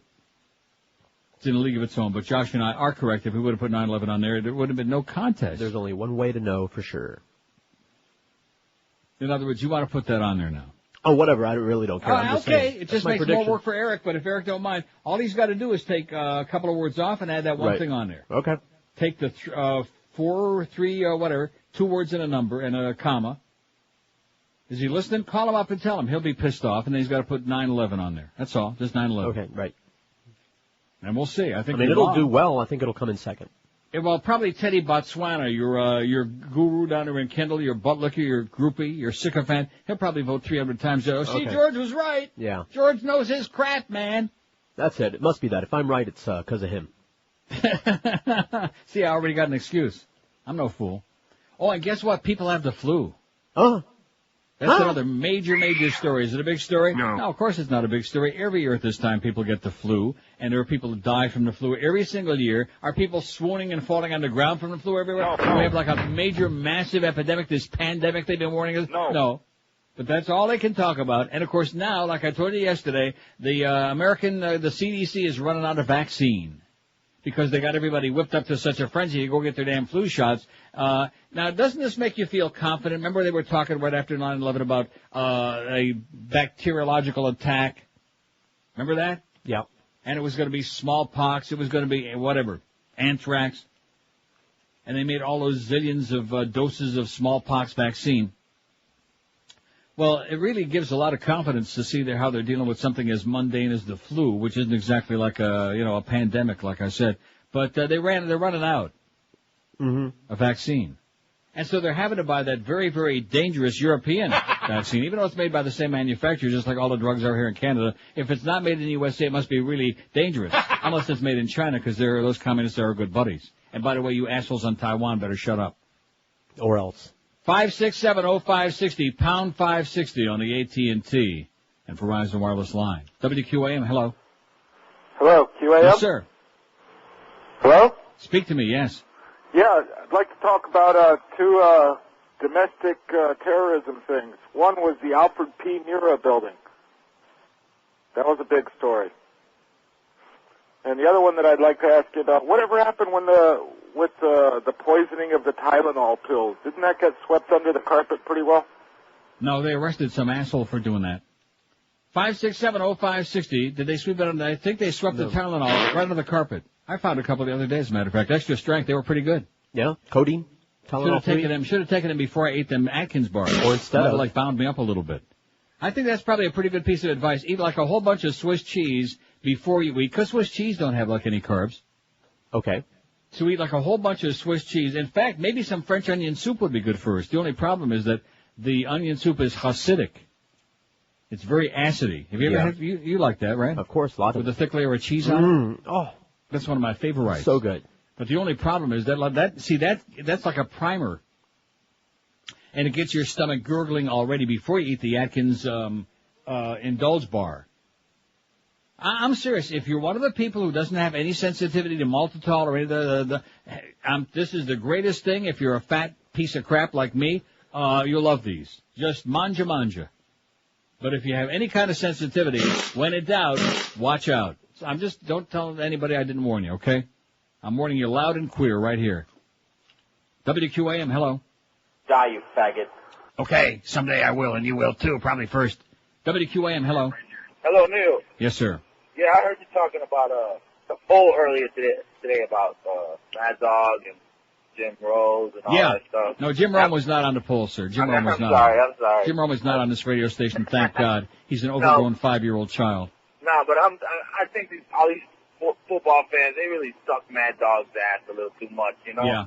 Because he hardly knows anything about baseball or Yeah, well, you know something? basketball. Everybody loves the Mad Dog. You're just a chronic asshole. Your voice is just like, when you hear somebody fart. Oh, that's that guy again. Same old thing. Same sound. Just another agent provocateur. Everybody loves the Mad Dog. All right. Make no mistake about it. If you don't like him, that says something about you, not about him. There ain't nobody don't love the Mad Dog. Am I right? You're right. Right, Mo? Absolutely. You are. WQAM, hello. QAM. Mark Morgan line. Now, if you're not quick, see, we're gonna have to retrain the audience now. I know. On the screen list. If you're not quick, you lose. I don't have time to diddle around. WQAM, 5 hello. Years. Hello? Yes, sir. Neil, I'd like to add one to your poll. The day that the great one, Reverend Jones, came up.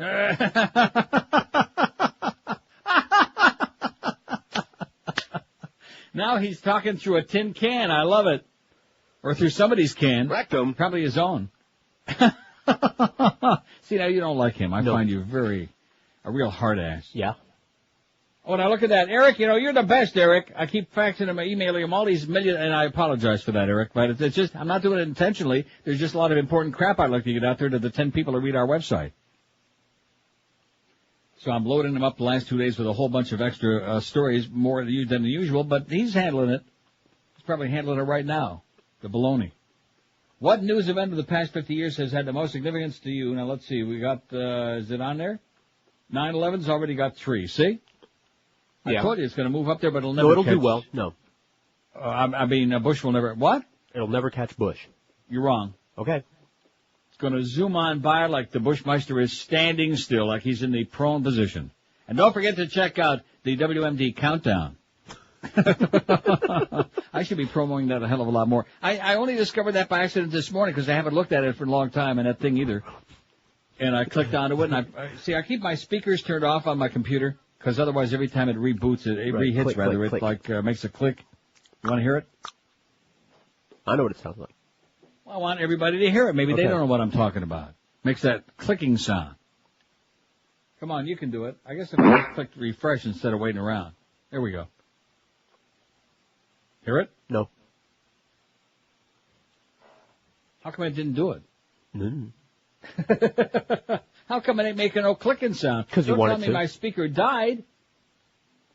Oh, no, I guess it just did it again. I heard it. Now, how about if I click on the WMD countdown? One moment, please. I just for amusement, okay? I love that the Mad Magazine, George Bush, G.I. Joke, our AWOL president, baby, and I love even more President Mo Bush and the Commander-in-Chief. But I want that on a T-shirt. I beg your pardon? The Mo Bush, that would make an excellent T-shirt. That would make, in fact, we ought to make those next year for our Best Of campaign. Here comes the WMD countdown. See, here you go. Evildoers. Evildoers.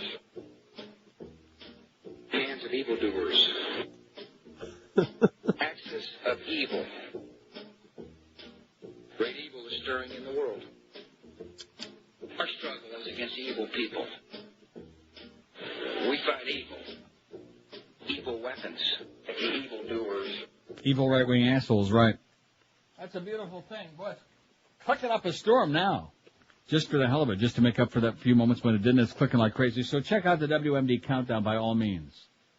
You'll see 9/11 is going to pass Bush, like I said, like he ain't even on the railroad tracks yet. 12 minutes past noon at 5:60. Speaking of the railroad tracks, how'd you like the next time you hop on Amtrak, see Todd Dreck's body lying there prone on the tracks just as you went by? Huh? See the aftermath of that splatter on the track. That'd be a beautiful thing. And on your next mortgage, just imagine these things. Imagine 0 closing costs, 0 application fee, 0 credit bureau fee, 0 discounted points. It's the last mortgage you'll ever need. I guarantee you that. The revolutionary only one mortgage from Financial Group. Now with an interest rate of just 1.95%. Which translates to this. If you have a $200,000 loan, for example, your payments are a mere $738 a month. And once you refinance or get you that new home mortgage from Financial Group, here's one of the best parts of the whole deal. You'll never pay closing costs again. If you want more information, call them toll-free, 1-800-940-LEND.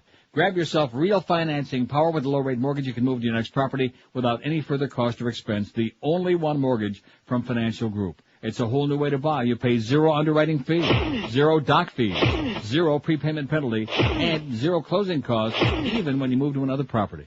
So get yourself financing at just 1.95% and never, ever pay closing costs again. Get all the info by making that toll-free call. You'll be glad you did. Call Financial Group at 1-800-940-LEND. They're an equal housing lender. Restrictions do apply. Rates subject to change monthly. 5.19 APR. We're Sports Radio 560 QAM. I'm dying over here.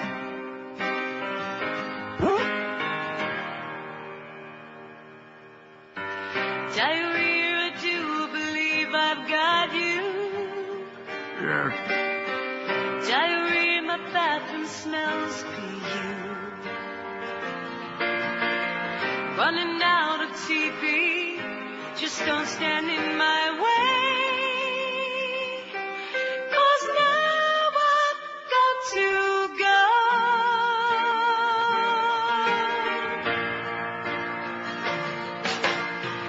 Diarrhea, I'm empty, where'd you come from?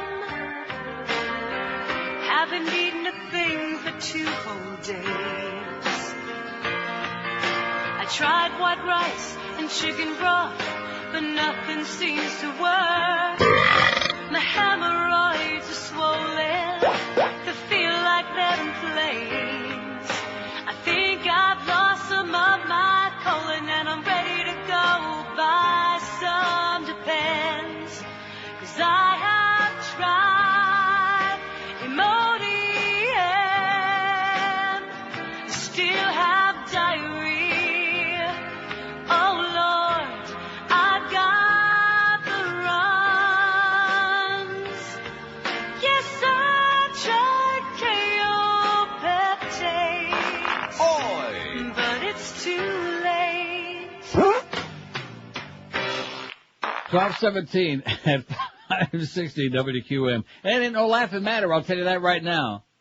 And if there was a God, I guarantee you there'd be no such things as constipation or diarrhea. Believe you me. Okay, here's the deal. And so far you're very smug, I'm sure, because 9/11 is moving up very slowly. And you do understand because nobody can change their vote. So Right. the people who are sitting at their PCs in the office or at home or in their pup tent or in the car while they're supposed to be driving, those people can't change their vote. Or we could reset it. No, the hell with that. I'll give you a handy crap. I got maybe one plenty left over. What news event of the past 50 years has had the most significance to you? George W. Bush steals the 2000 election 191.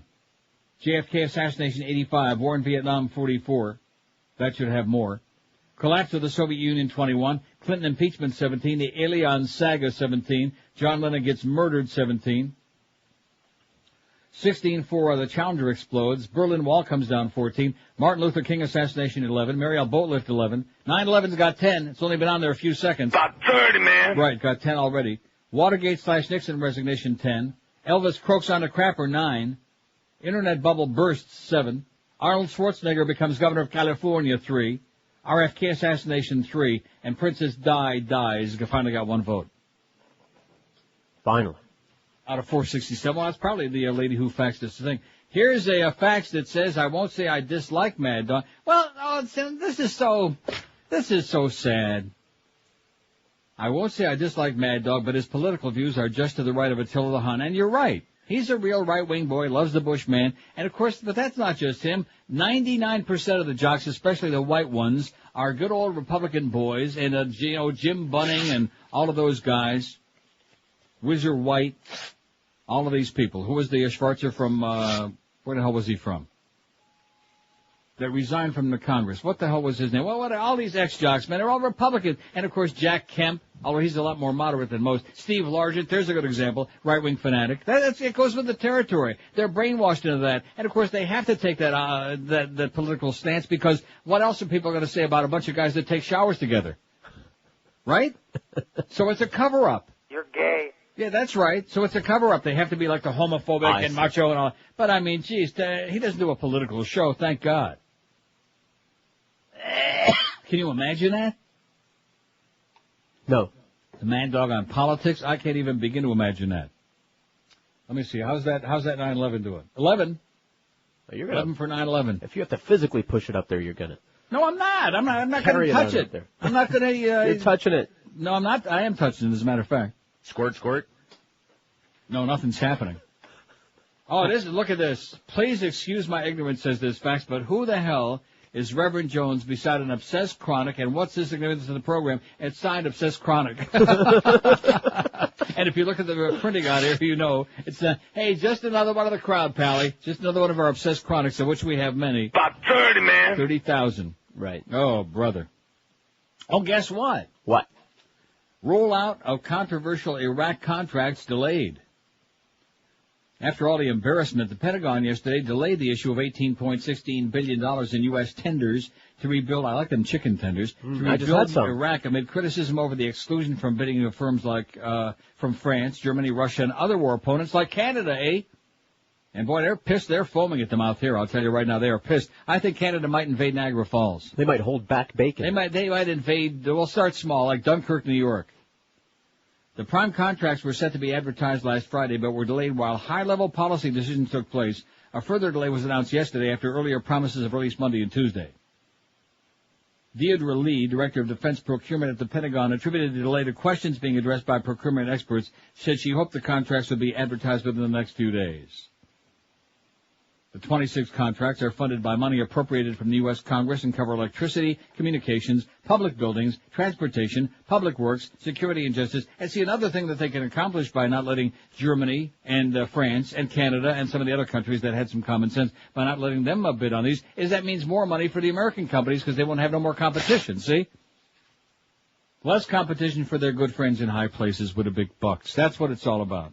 And then he's got the nerve to get on the phone. Oh, well, the president's working the phones today with Germany, Italy, and France, trying to get some more, cash out of these people to help with the Iraq reconstruction. Right.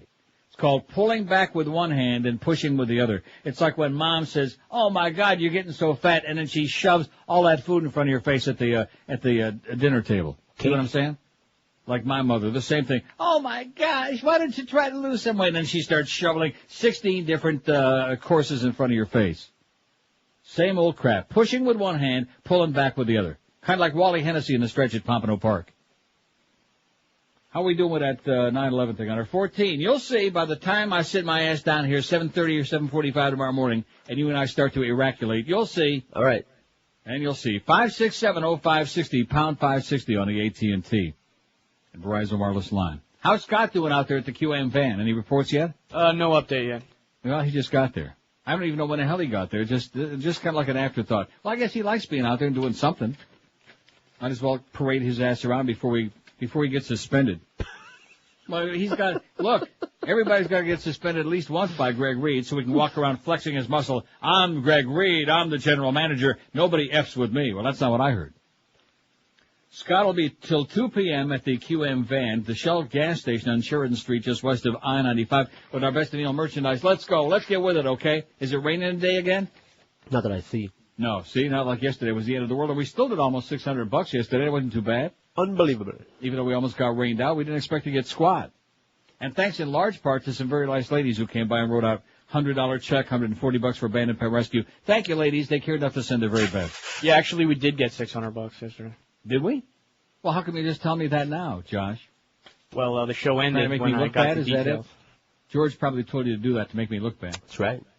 45,000. Well, I just want to get the right total. Those peaches totals. 45,645. Let's bring back Halcyon. No, those are the days. From those great Halcyon days at WIOD when we used to have like real fundraisers going on. Right. We used to raise $150,000. Man, oh man, we raised a crap load of money in this town. The I'll real tell you promotions department, the whole station was behind it. That's all of right. The shows. Everybody was involved in it. Phil had his thing. Mm-hmm. You know. Rick and Are you Suds. sure? Yeah, he did.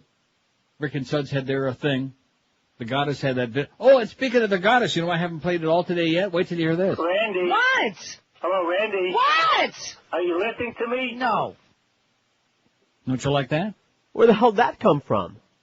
Randy. What? Hello, Randy. What? Are you listening to me? No. I can't tell you. It's a secret between me and Boca Brian. I see. 5670560, pound 560 on the AT&T and Verizon wireless line.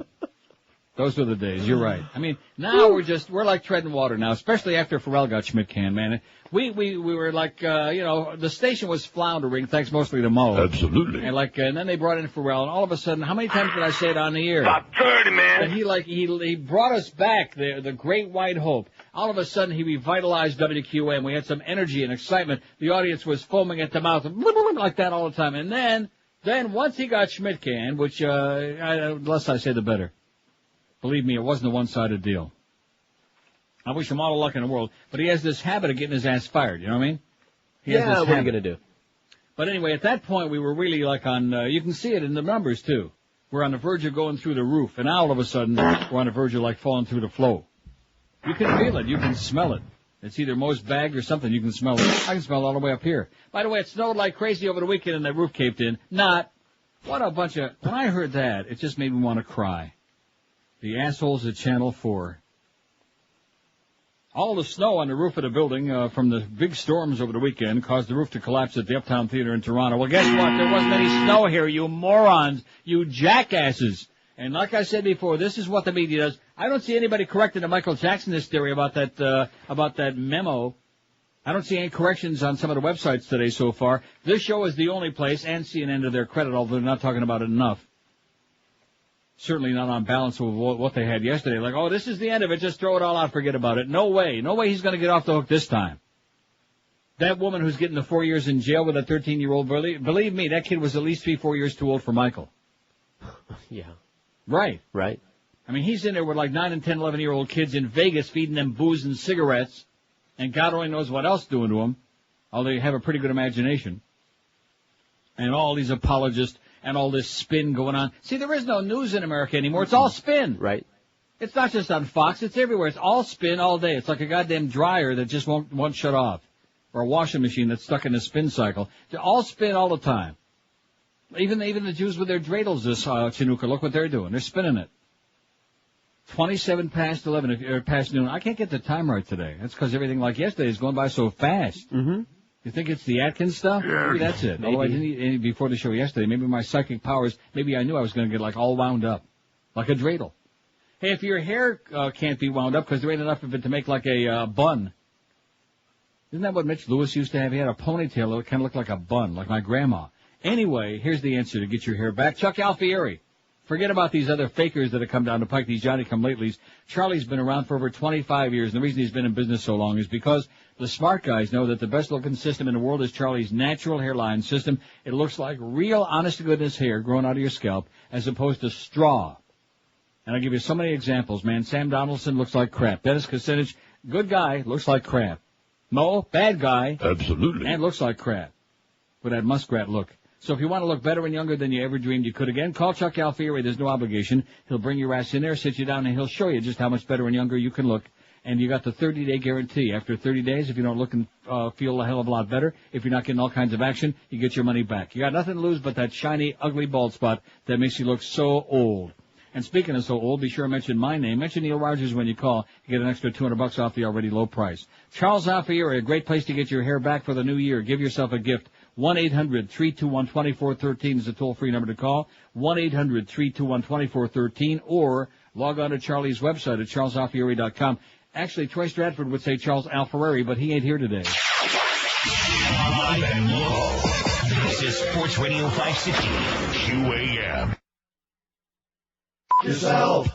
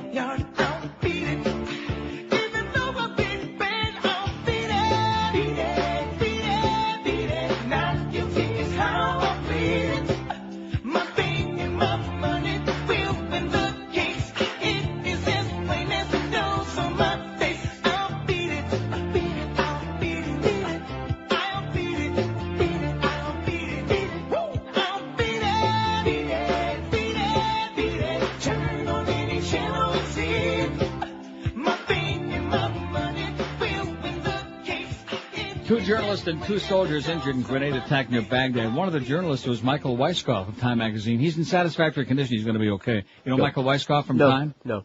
You don't? No. Good writer. Time magazine, injured. Grenade attack in Baghdad. Well, I'm glad that they found time in their busy day to have Wolf Blitzkrieg on there to pass along the news. Because generally speaking, we have fluff and, weddings from the Bachelor and the Bachelorette, all of this cock-a-rye, as they say in Yugoslavia. Have you mentioned how ugly she is yet? How ugly? How about how ugly he is? Oh, I don't know what he looks like. Oh, man. You know what he looks like? What I dropped in the bowl last night for hours. That's what he looks like. Crap. Europe's foreign affairs chief, adding his voice today to criticism of Washington, called the U.S. decision to bar opponents of the war in Iraq from reconstruction contracts gratuitous and unhelpful when unity is needed. UN Secretary General Kofi Annan echoed that theme, telling reporters in Berlin the decision was unfortunate and not unifying at a time when diplomats were seeking to rebuild international consensus on Iraq. President Bush responds that countries which send troops to Iraq should be entitled to share in the $18+ billion in American financed reconstruction projects, while other nations are shut out. But Bush's policy effectively excludes Russia, France, Germany, and Canada, as well as many others. But the president said he still hoped those countries would agree to forgive Iraq's crushing debt burden. Right, there you go. Please help us out. We're going to stick our foot up your ass, but please help us out, will you? Right. Speaking of, and look at this, you're right. David in Miami, how could I forget Hurricane Andrew? And, of course, probably most of those people have moved away, too. But that needs to be on there. Okay. Yeah, I'm out of touch, David. You're right. I'm too worried about that big snowstorm we had over the weekend because the roof came in. What? They moved to Pembroke Pines. Hurricane Andrew belongs on there, certainly on our poll today of the past 50 years, the most significant news event. Here's one not quite as significant, but we talked about it before. A defense attorney asked for probation today for that preacher and his brother convicted of beating boy with a tree branch for goofing off at a summer program. Remember that story from the other day? Yes, I do. Seeking the lightest sentence possible from the jury, attorney Carlos Garcia argued that 23-year-old twins Joshua and Caleb Thompson deserve a second chance. Prosecutors haven't said what sentence they'll seek. Possible punishments range up to life in prison, a little bit over the top. The Thompsons were found guilty Wednesday of felony injury and aggravated assault in the beating of 11-year-old Bible student Louis Guerrero last summer. Prosecutors said Guerrero was so badly injured that he spent a week in intensive care and needed a blood transfusion. Guerrero, now 12, flashed a big smile when he walked out of court with his family Wednesday. Several church members left in tears. The boy's mother, Norma Ariando, said she knew brothers would be found guilty. It hurts me very much what they did to my son, she said. The brother's father, Hank Thompson, who used to play for the Giants, third base, leads the fundamentalist Capital City Baptist Church where Joshua Thompson ministered to Spanish-speaking members. Increíble. During closing arguments Wednesday, the Thompson attorneys described them as cookie-cutter all-American men who didn't intend to inflict serious injuries. Prosecutor Beth Payen called the Thompson brothers cowards and bullies and said the beating was a cool, calculated, violent act against a defenseless little boy. Nice going, Beth. You go, Beth. And Beth still got a hold of Sheridan's baby, by the way. And Sheridan's about ready to go off the edge of the cliff. Don't do it, Sheridan, please. Now, how's that the 9/11 doing on the poll? Just out of spite for you. Look at that. It's already in 4th place with 32. Got a long way to go. You might be right. It'll come in second. No. I will give you my reasons. What news event of the past 50 years had the most significance to you? I'll just read the top 5. George W. Bush deals the 2000 election, 198. JFK assassination, 87. Vietnam War, 46. 9/11, 32. Collapse of the Soviet Union, 26. Those are the top 5. And 9/11 has come out of nowhere. I mean, it's a no-brainer.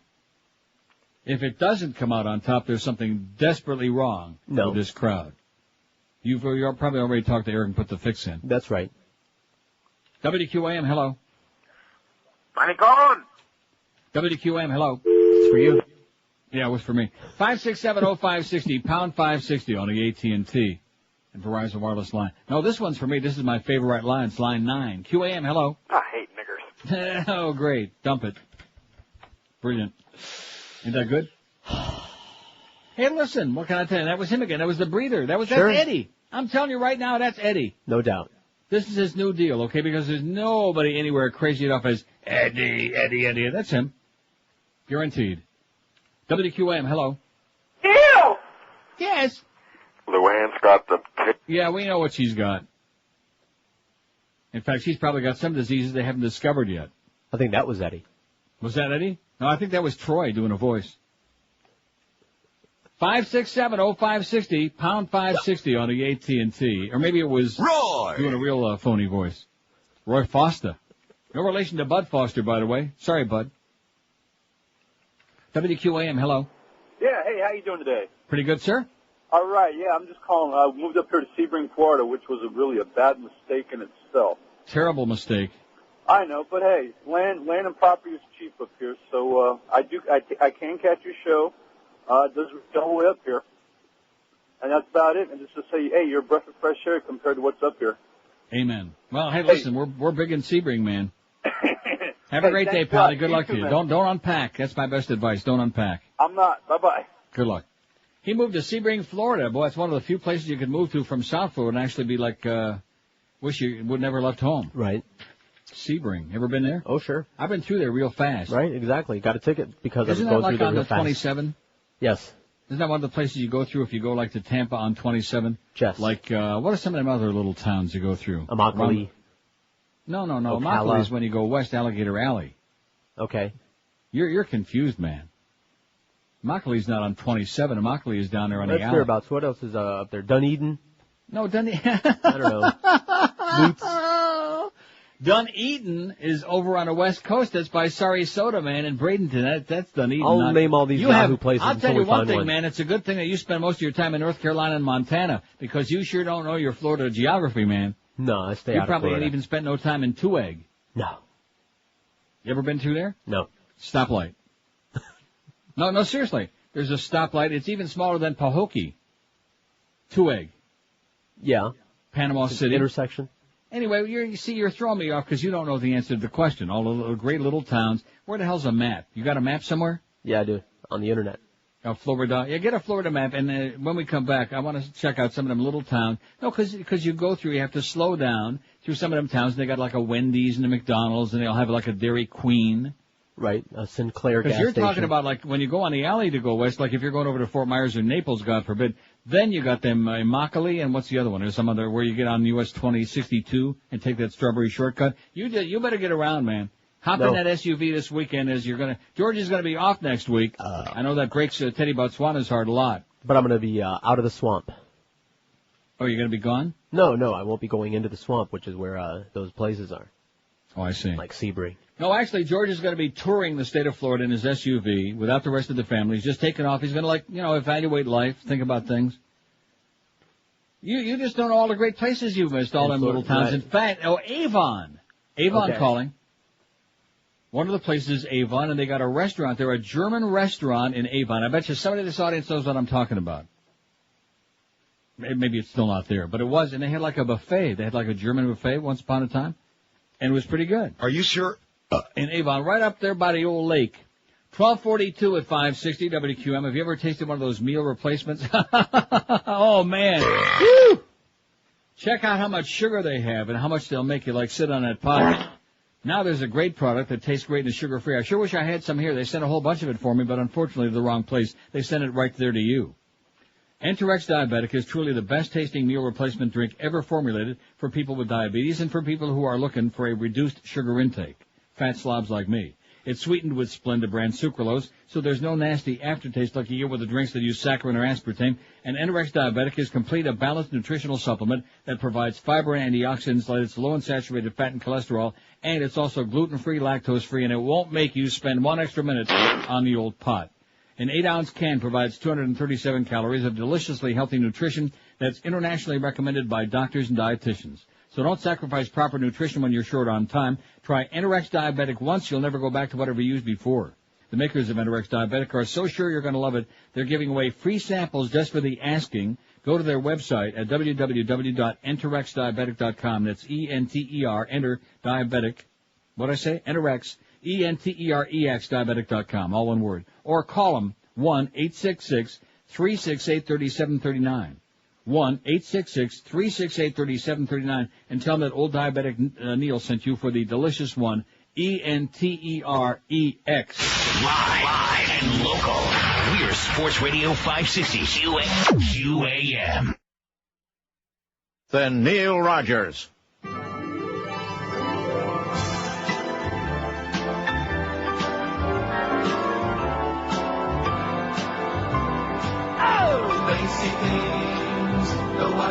missing. Didn't ask for her permission. I'm wearing her clothes, her silk pantyhose, walking round in women's underwear. In the store, there's a teddy with little straps like spaghetti. It holds me so tight, like handcuffs at night, walking round in women's underwear. In the office there's a guy named Melvin. He pretends that I am Murphy Brown. He'll say, are you ready? We'll say, whoa, man.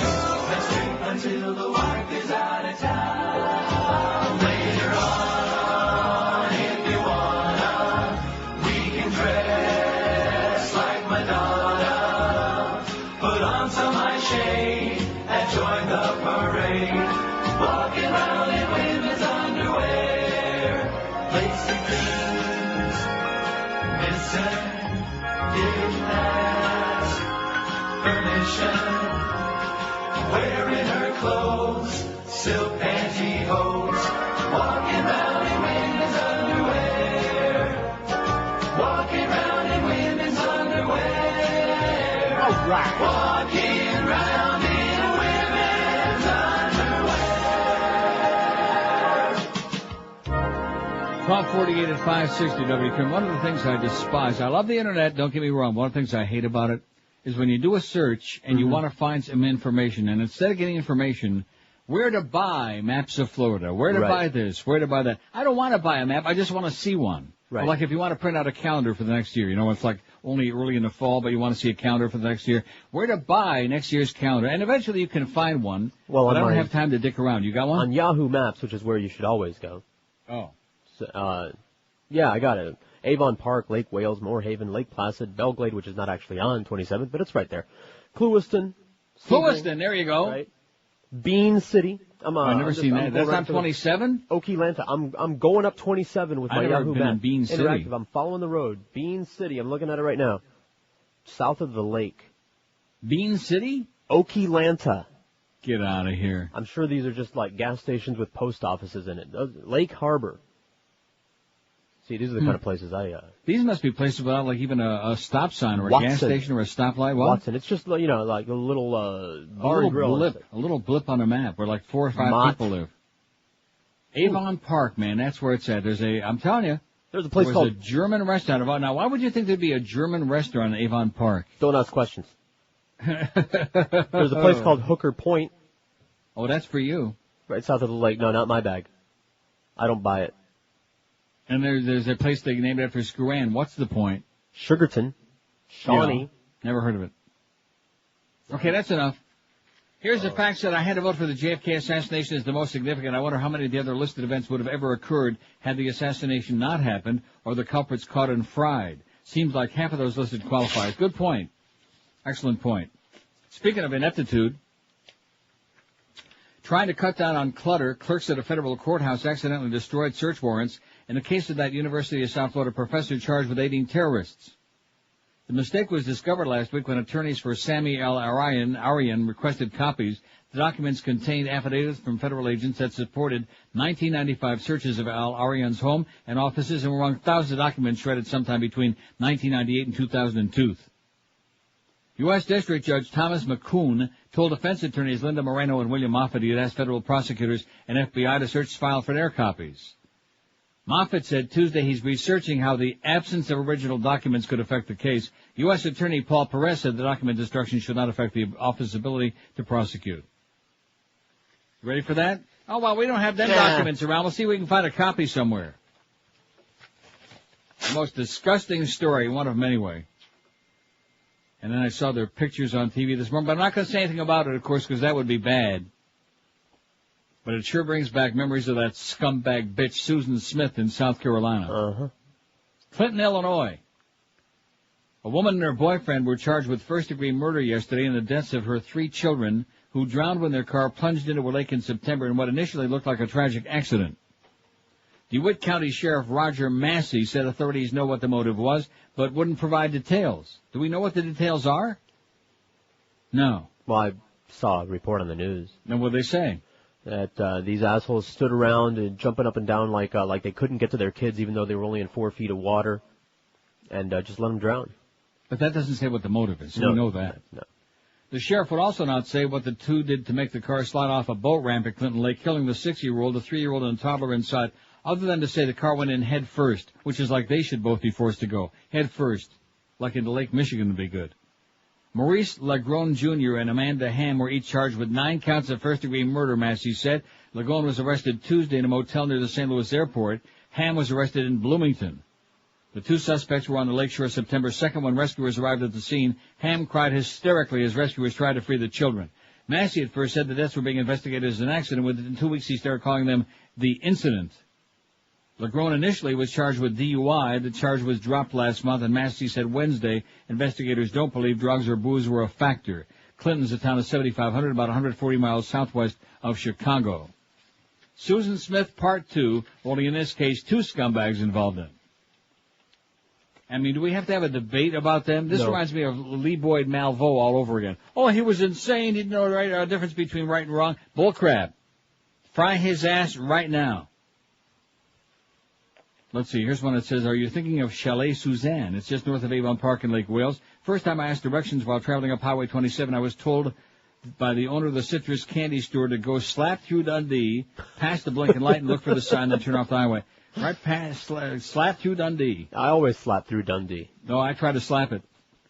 So there you go. I don't think that's the name of it, Chalet Suzanne. That don't sound like too German to me. But at any rate, yeah, I mean, this is a long time ago, a coon's age ago. So probably it's been 100 different things since then.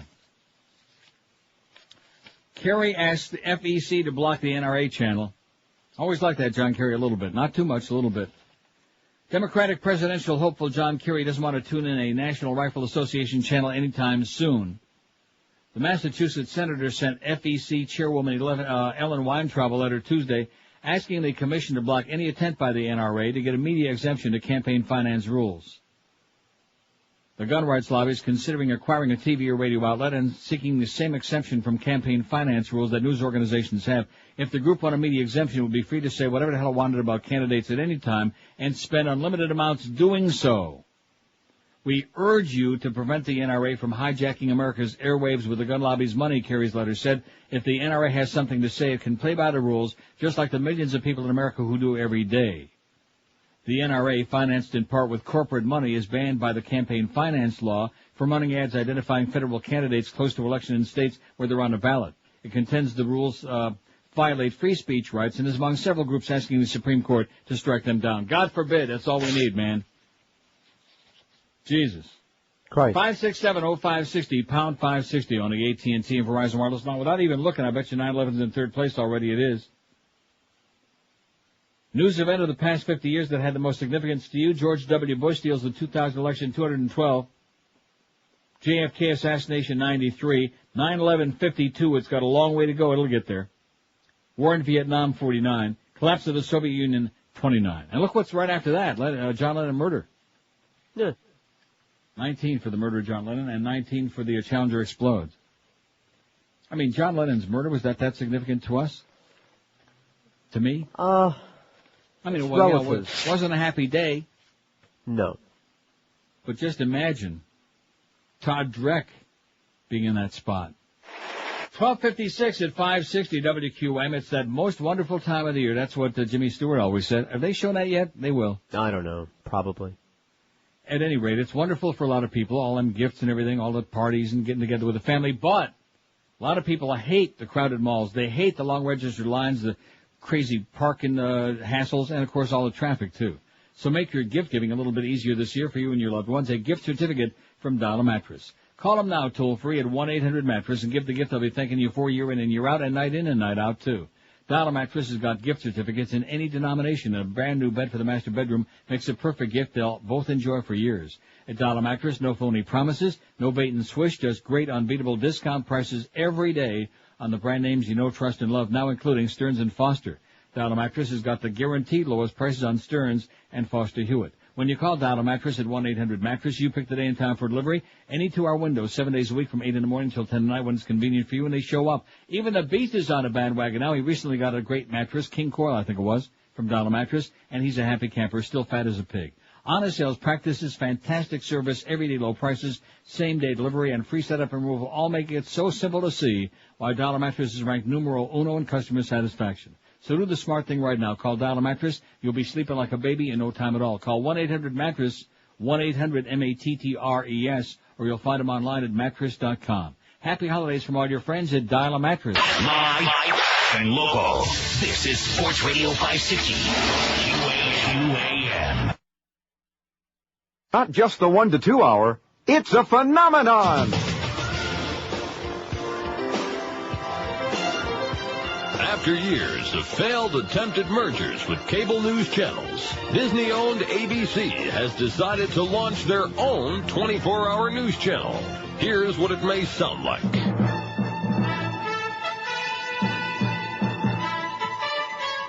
Good evening. This is M. Mouse, reporting from Orlando. Our top story this evening, 9 people were injured when they fell off the... Whoop!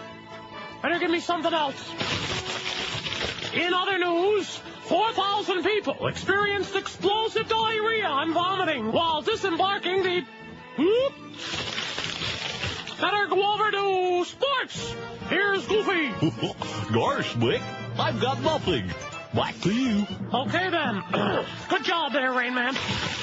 Let's check the national weather picture. Standing by in the ABC Weather Center. Here is Uncle Remus. Back together, boss. Do the weather. Do the weather. How was your vacation, boss? I don't want to do any weather dumb banter. Give me the forecast. You know, I'm sorry. We don't have time. We interrupt this weather report to take you live to Iraq and special correspondent Donald Duck. Donald, can you hear me?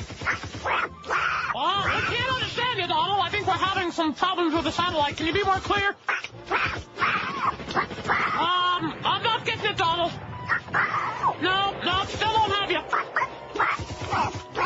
What the duck is going on, Remus? I can't understand a word he's saying. Anyway, you want more weather, boss? Go ahead, hurry up. There's a storm coming in Orlando. It looks like the weekend am shot. The weekend am shot? That's what I said, boss. We'll have more news after this. Oh, thank the Lord, man. I got some good news. I told you it's going to be a good day. What? And if you wouldn't have said, what the hell was that, I never would have realized it. Okay. Although, huh? What you talking about? I'm talking about something I'm going to play in just 1 second as soon as it cues up that I thought I'd lost forever, and I was really pissed off that you don't know what it is. All right.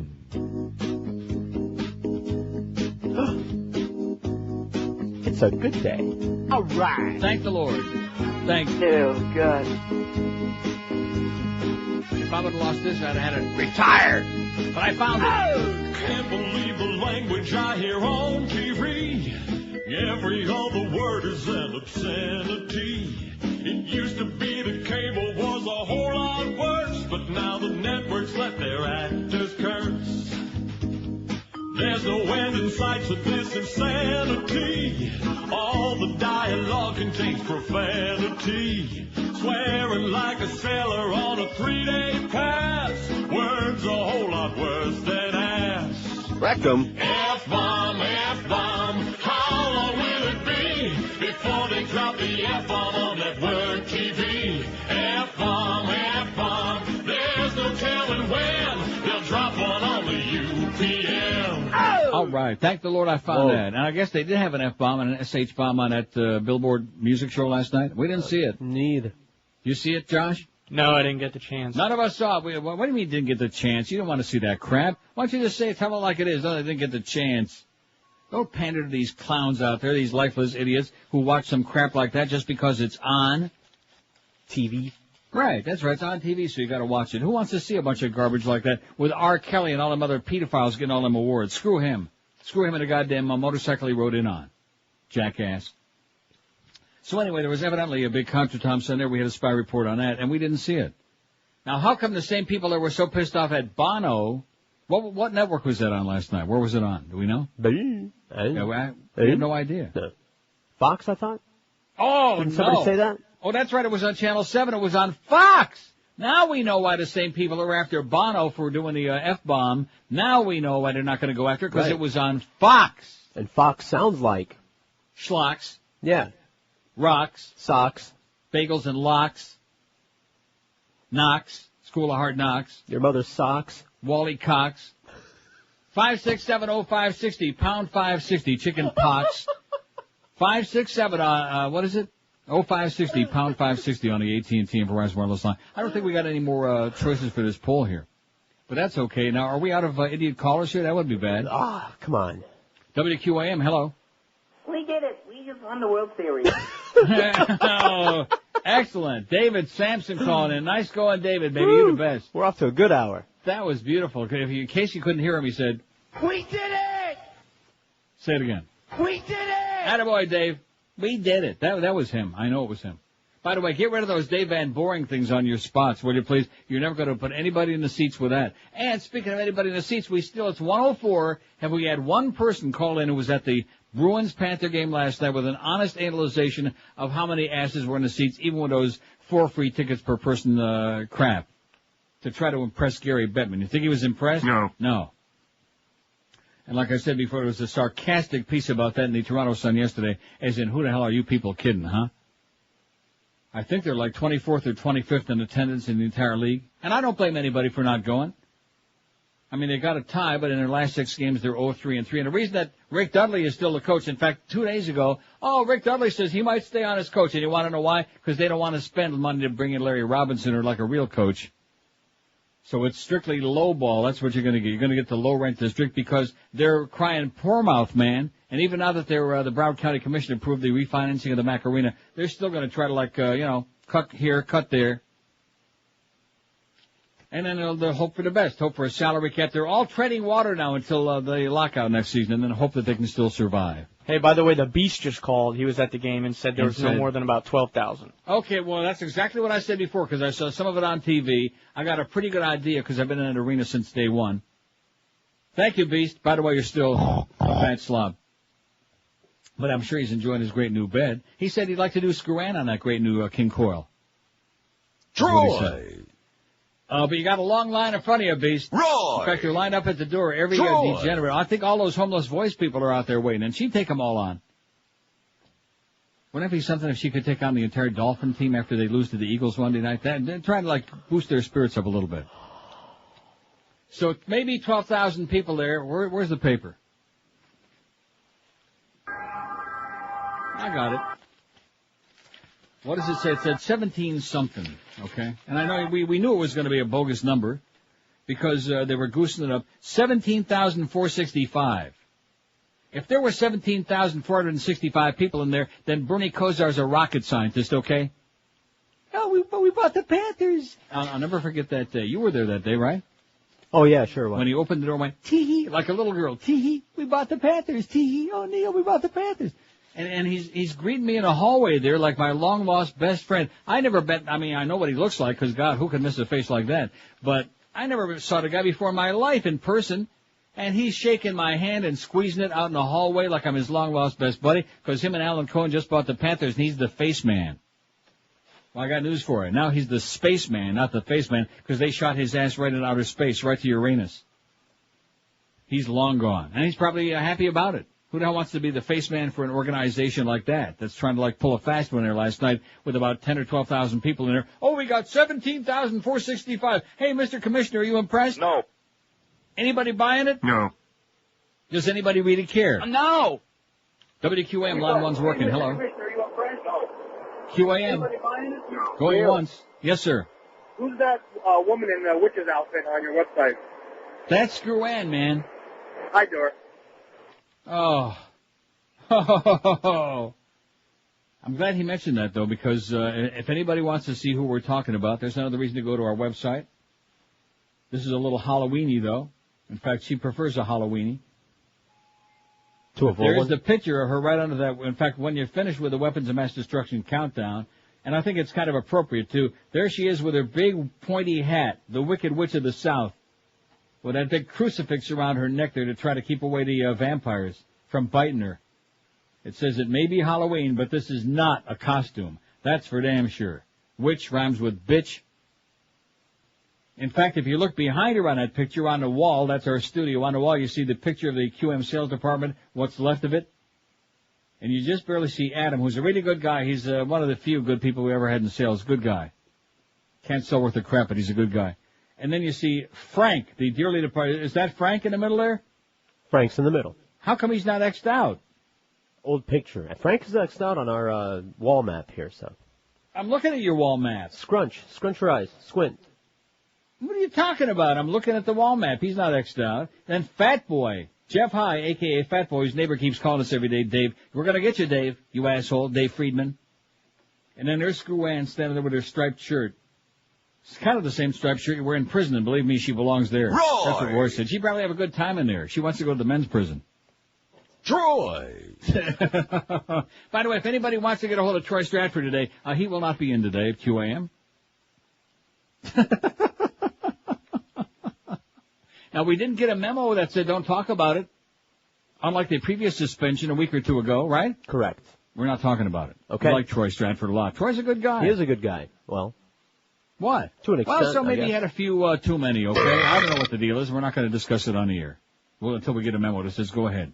Troy! Because I don't want to get suspended right before my vacation, although quite frankly, it would be a good idea to kind of extend my vacation a little bit. Bill in Fort Lauderdale, the one who doesn't hate George, says there's no way you're thinking about Chalet Suzanne, although it does have a bit of a Bavarian appearance. It's a very upscale restaurant.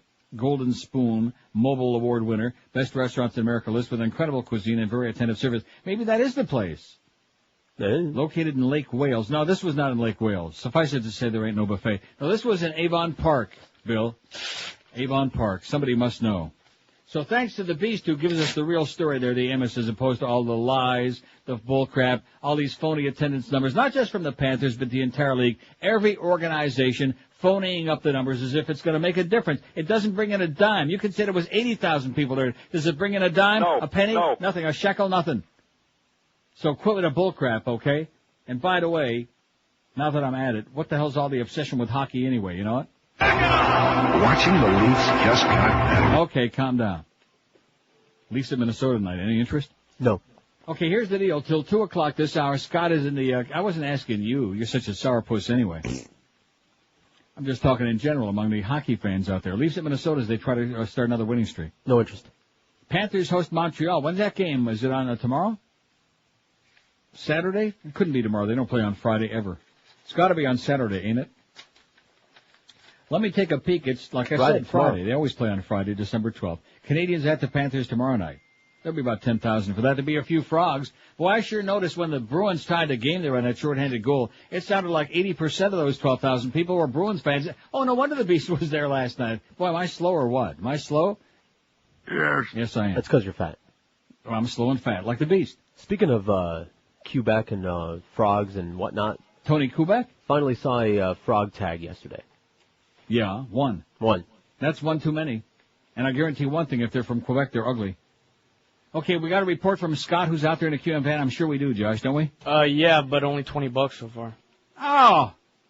$20? Maybe if it started raining. Yeah, maybe if it starts raining, it'll get them out of the shopping malls. $45,665. It's not even worth the gas money for the $20 for the van out there. Yeah, the worst part is they gave him 17 and he threw in 3. Oh. A schlepper like him had to throw in $3. Reimburse him, George. You can. Yeah, I will. Scott will be there till 2 o'clock in the QM van. We got another hour to go, and $20 is not what it is. That's not going to get the job done, folks. He's at the Shell gas station on Sheridan Street, just west of 95. Just keep in mind Passions and Sheridan, the lovely Sheridan. That'll let you know where it is. And then the QM van later today, 4 to 6, will be at the 7-Eleven at 4551 Davie Boulevard, just north of Griffin Road. Spin the veal for prizes. Miguel will slap you in the face if you start wising off about that stupid veal and those crappy prizes. And then, 7 to 9 tonight, Josh Cordes will be at Tony Roma's for Hurricane Hotline, Ludlam Road and US 1 and Coral Gables. That is not Coral Gables. Who wrote this? It's not Coral Gables. It's South Miami. I should know because guess who used to work at Ludlam Road and US 1? Which is the Dixie Highway, by the way. You? It's in South Miami. That's where WNWS used to be. I went to school at South Miami High, and that's South Miami. South Miami. Right up the road from, what's the rib place? Shorty's? Shorty's. Right up from Shorty's, and that's the reason they built the Metro Rail so everybody can eat at Shorty's, all the politicians. So anyway, Josh will be there tonight, 7 to 9. And, of course, we'll have all of our Best of Neil merchandise. You can bring your toys for Joe Mark's Toy Drive. And we got to get some action going on this hour at that QAM van with Scott, or I'm going to be really pissed off. That's $20 again. That's a really spiffy Shell station, by the way. Right. It's a good location. It's right by the interstate. Sure. There's about 10 people that speak English in Hollywood that are left. You can hop off and right back on the highway there. You can stop by and see our old friends at Cox Broadcasting. Their building is right down Hershey Highway there, down the street on that side road by that, that's where that doctor sent me that time, down the end of the road. 29th Ave. To that low-rent district indigent clinic to get my blood test. Remember I told you that? Yes. Yeah. That was my free mother's clinic. doctor, or his assistant doctor, who just came in off the banana boat. No speaking English. Yeah, he thought I was a deadbeat. The Freak Clinic. So he sent me down to the Freak Deadbeat Clinic there, and I said, I don't think so. I think I'm leaving here now. 114 at 560 WQAM. Well, it'd be a good thing if I did the right spot. Why? You know what the problem is? I'm not trying to get ahead of myself. Well, start. No, I can't. I can't because I don't have the right copy out here. What I got is I got spots piled up in front of me. What I usually do when it comes time for the break, I'll take this spot and I'll put it in front of me. Okay? Yeah, spots before your eyes. But now I have the whole hour spots. Not that I'm in a hurry to get this over. You do understand, folks. Not that we want to get the hell out of here and just go home. Oh, I am home, right. 1:15 already at 560 QM. Here's some big news for you. Hallett Pontiac GMC is now Auto City Pontiac GMC of Pinecrest. Expect the same great Neil deals and customer satisfaction you're accustomed to when they used to be Hallett, of course, for 100 years. Right now at Auto City of Pinecrest, it's the end of the year clearance sale. All remaining 2003s in stock. Take advantage of 0% financing for up to 72 months or save up to $9,000 with rebates and incentives. Attention all you lease customers. Ask Auto City of Pinecrest about their lease pull-ahead early termination program. When in doubt, pull it out. There's even more great Neil deals at the new Auto City Pontiac GMC of Pinecrest. For a limited time, just sign and drive home your brand new GMC Sierra with positively no money down. It's the brand new Auto City Pontiac GMC of Pinecrest, and you'll find it 13401 South Dixie Highway. That's US 1 across from the Falls, open every day, 7 days a week. If you want more info on the special deals, call that Neil Rogers Neil Deal hotline toll free at 1-888-534-4211. That's 1-888-534-4211. Keep in mind, all offers subject to credit approval. See the folks at Auto City Pontiac for details. The brand new and exciting and thrilling Auto City Pontiac GMC of Pinecrest will give you low prices without any high pressure. Live and local. This is Sports Radio 560. QAM. It's the wonderful world of science with Professor Mo. Hello there, boys and girls.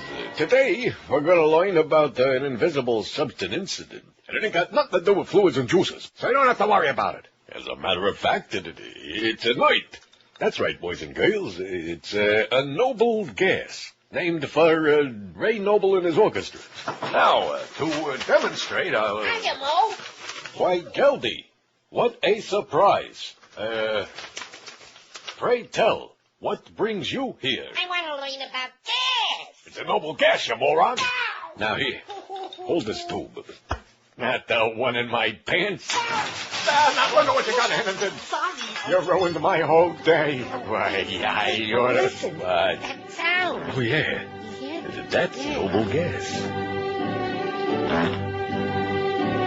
Now, get out of here, you little fisher, before Wait a minute, Mo. I got something for you. Well, what do you got there? A bag of potatoes. Potatoes? For what? You can make a battery out of a potato. A battery out of a potato, huh? Yeah.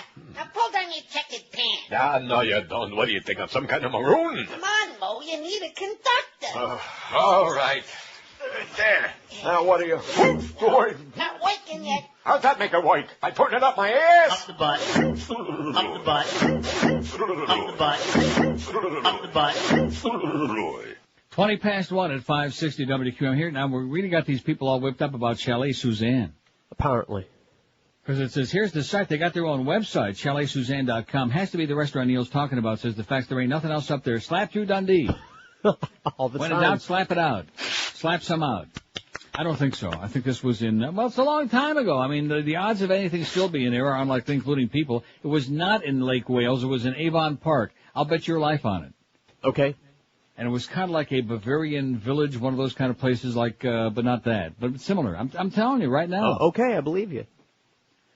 5670560, pound 560 on the AT&T and Verizon wireless line. I got a great article I'm going to read very short in a minute by Angie Hugas. Who? She's the state coordinator for Wisconsin Amnesty International. Protection of human rights should be highest priority. It's a good article, but I want to take a lot of good calls first. Now, see, I like the new format a lot, and of course we're refining it, but I like the fact that, of course, Josh likes it because he don't have to answer the phones and talk to assholes. Boy, he lucked out. Well, no, it's good because, I mean, you gotta be paid a lot of money to talk to assholes every day, and I'm paid a lot of money, so what am I talking to assholes for? In fact, when people ask me what I do for a living, I say I talk to assholes for 4 hours every day. And they say, well, that sounds interesting. And I said, no, but the money's good. Oh, look at that tuna concerns, and I got that right on here in my pile. I got piles of tuna, man. Don't eat it. Federal warning on tuna plan. I just mentioned that. Can you imagine somebody having a tuna salad sandwich right now as I say that anymore? And spitting it right out? No, nothing's safe to eat, and especially, I just threw out those Atkins bars, 3 boxes. Good, yeah. I just did. Should have launched them out the window. I could take them out of the garbage bag, but I won't. No matter how good they were, I'd rather go get a Snickers bar.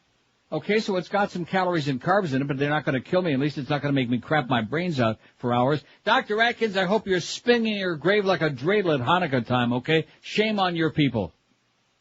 WQAM, hello. Tell Nell it's the Bach Tower, and it's in Lake Wells.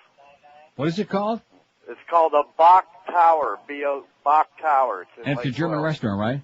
Yeah, it's a village-like thing with a big tower. It's called Bach. Okay, thanks a lot, Pally.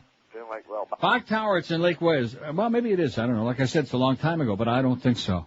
Well, Lake Wales is one of them little towns, like probably right side by each by Avon Park, right? I guess. I'll get that map back out. Who the hell wants to drive on US 27 anyway? You got to be crazy to drive on that thing. You got to be nuts. I wouldn't have gone, but we were going to a funeral. Oh.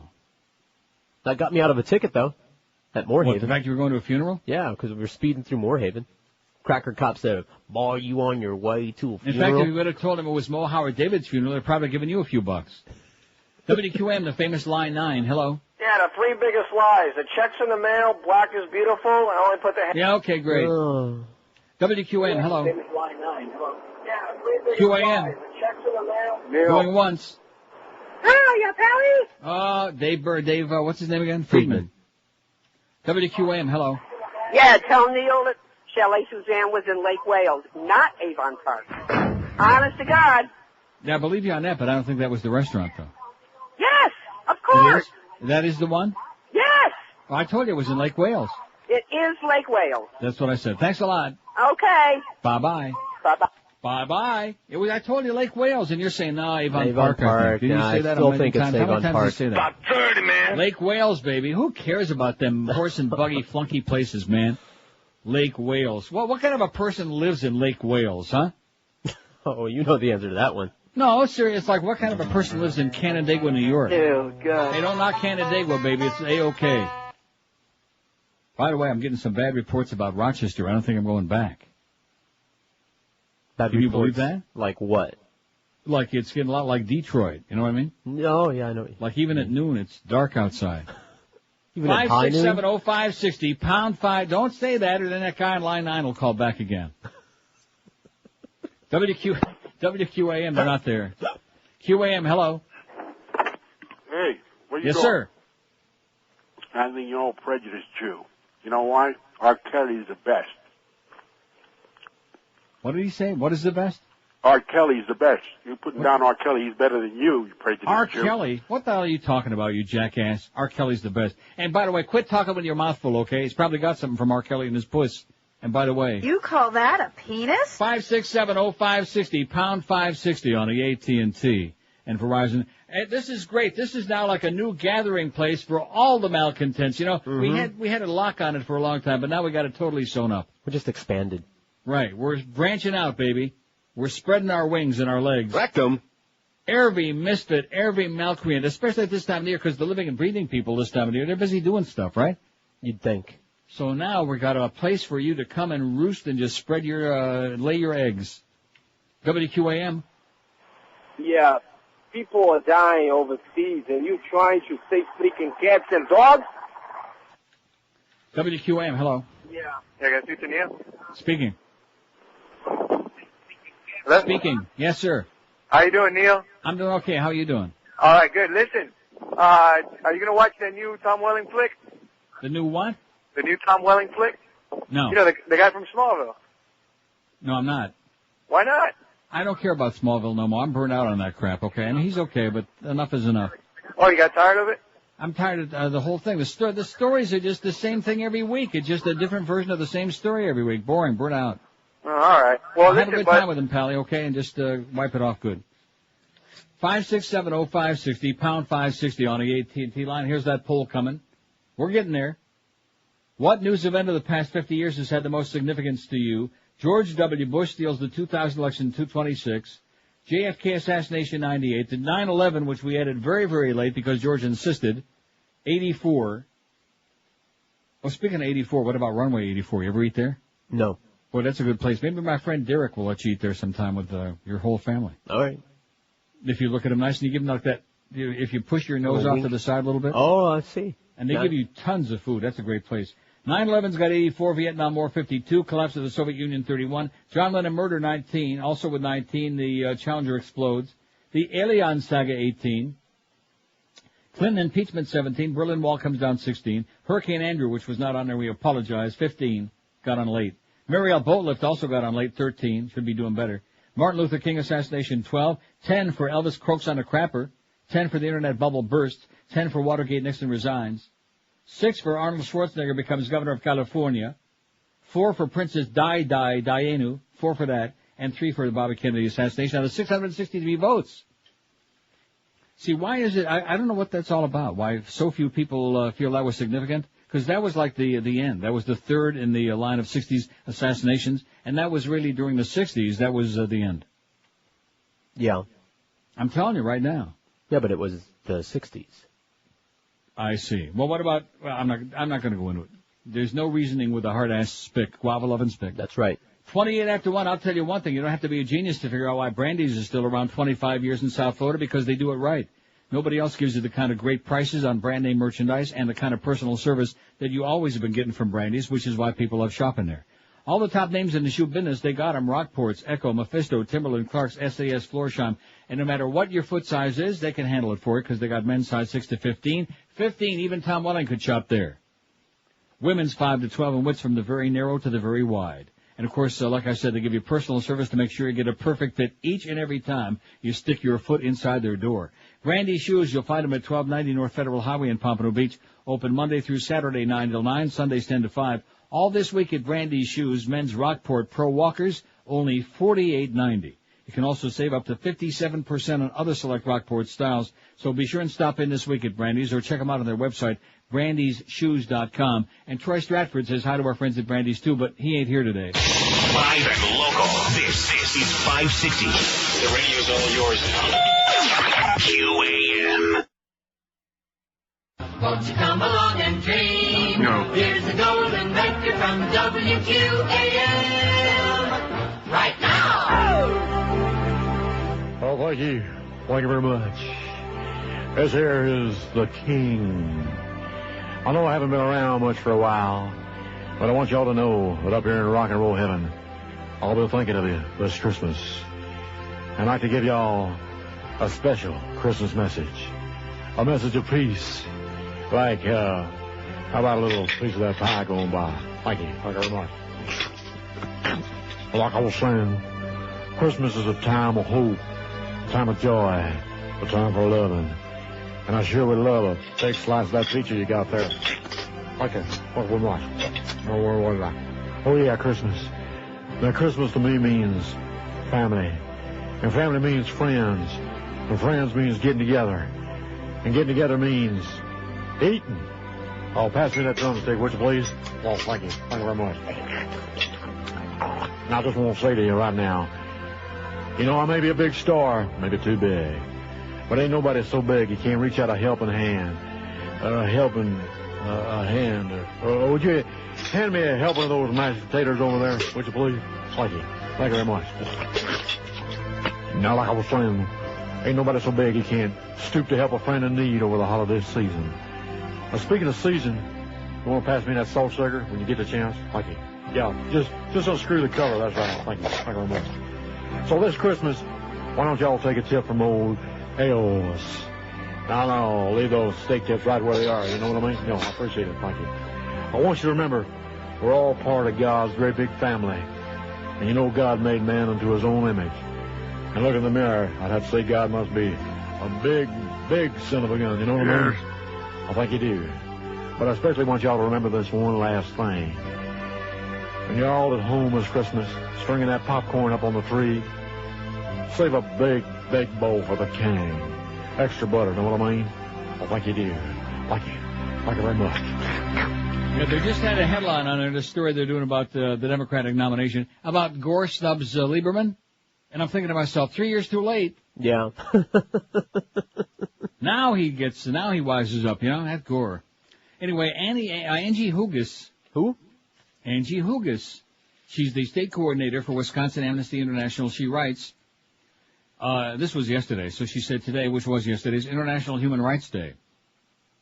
This is a day we can reflect back on the long and rugged journey from where we came to where we are and where we're heading. Today we ask, how fine is the line between protecting our rights and freedoms and security?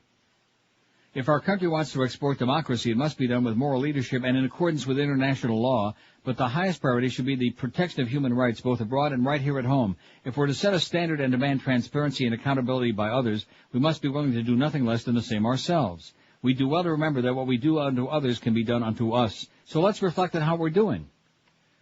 One violation of basic human rights is to arrest innocent people in order to extract or coerce information from them regarding a family member. When people across America hear about this action taken in countries with desperate rulers, they're outraged and enraged, and rightly so. Izzat Ibrahim al-Duri, that was the story I told you missed on 60 Minutes? Yes. Is the former vice chairman of the Iraqi Revolutionary Command Council. His wife and daughter were recently taken into custody by U.S.-led coalition officials who are not giving out any details as to why or what the legal basis was for their arrest.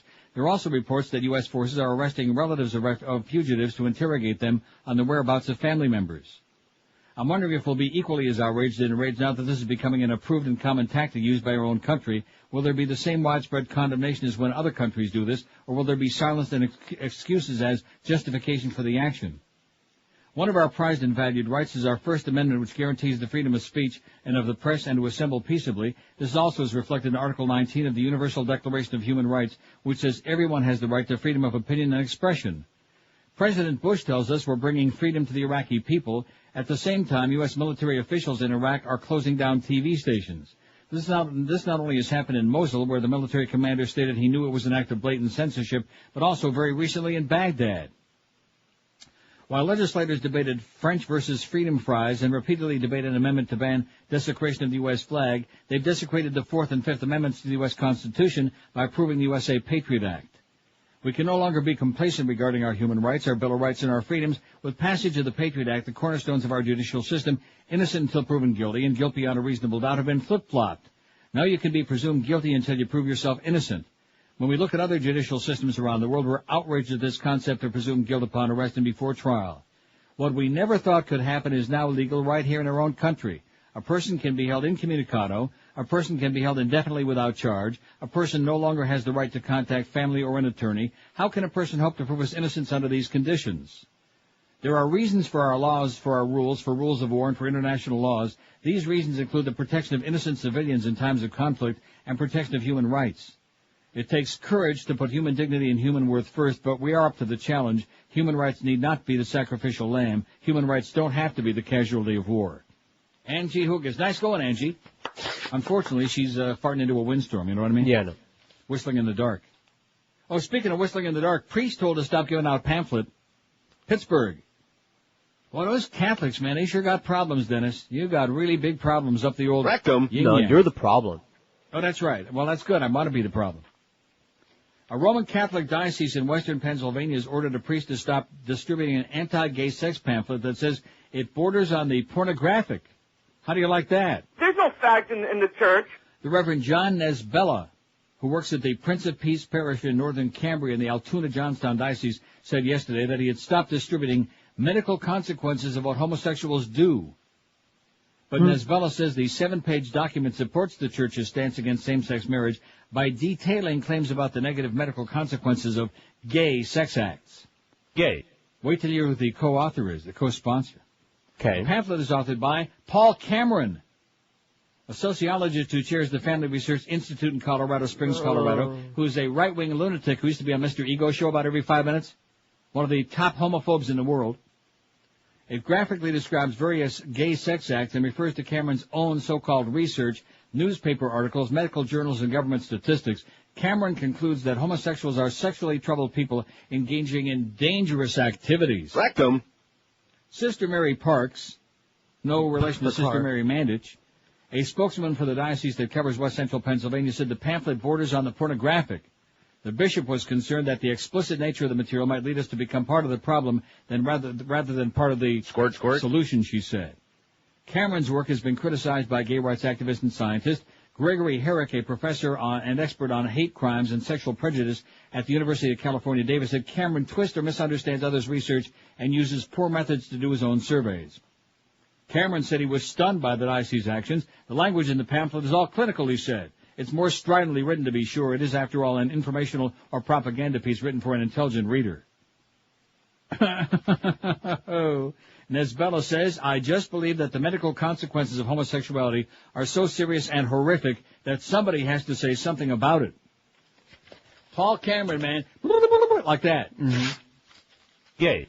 What's that, Fred Phelps from Kansas? Right. The one that attends all the gay funerals? There's another one for you. What a hate monger. No. Yeah. So how are we doing out there at the QAM van, Josh?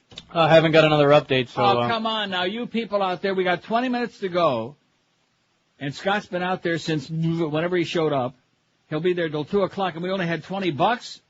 Yeah. $20? Christ almighty, we can find that on the floor out in the hallway. We can. See ya. Well, somebody probably already beat you to it. I'm just telling you, that's pathetic. $20? With our Best Deal merchandise at a good location, the QM Van's out at the Shell gas station on Sheridan Street, just west of I-95. And I'm going to tell you right now, if we don't get another 20, I'm not leaving. I'm staying on the air. Okay. No, actually, I got a better idea. I just won't show up tomorrow. That's the truth. If we don't get at least $20 more, which isn't asking for much, that's pretty pathetic still, $40. Well, I better drive out there right now then. By 2 o'clock, then I'm not coming in tomorrow. It's all yours. I can make it there by 2. I feel about it. See ya. Pathetic. 20 till 2 at 560 WQAM. Hey, EF Tire and Auto Repair, our new sponsor of ours on the Neil Rogers Show. We're glad to have them. EF Tire and Auto Repair is located at 5083 North Federal Highway, just a mile and a half north of Sample Road in Pompano Beach.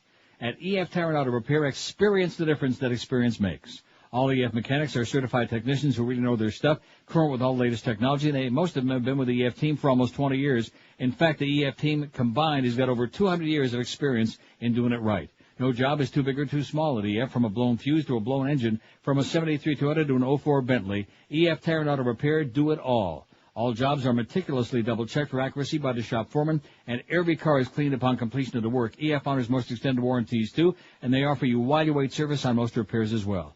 EF Tire and Auto Repair, 5083 North Federal Highway in Pompano Beach. Call 954-426-9926. That's 954-426-9926. And when you call these folks, ask about their 90-day same-as cash, no-interest credit card, too.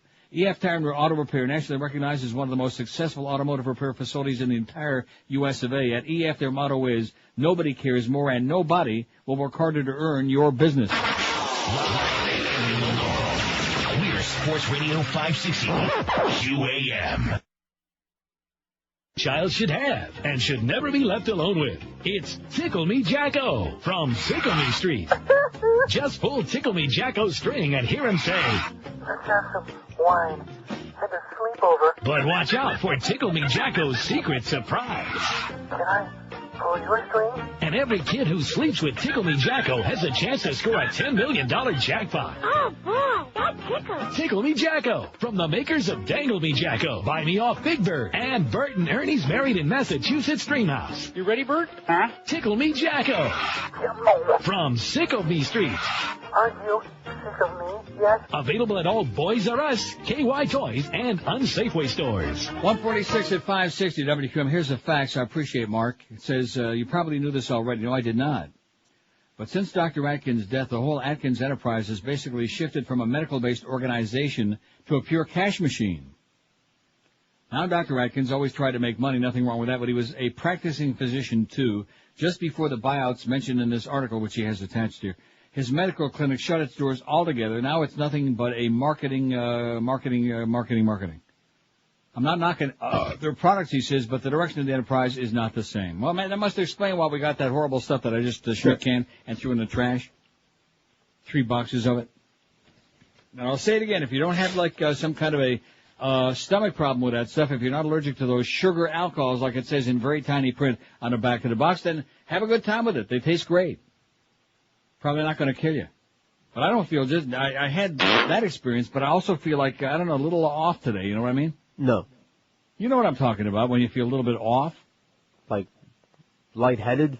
Like your life has been sucked not, from your body? not just like all there, you know what I'm saying? Like, right. Hey, listen, it was a dynamic, grotesque experience, man. It went on forever and ever. Now, let me ask you this. Yeah. How are we doing out there at the Shell station? We got an extra $20? He said there were a group of people he's going to call me back.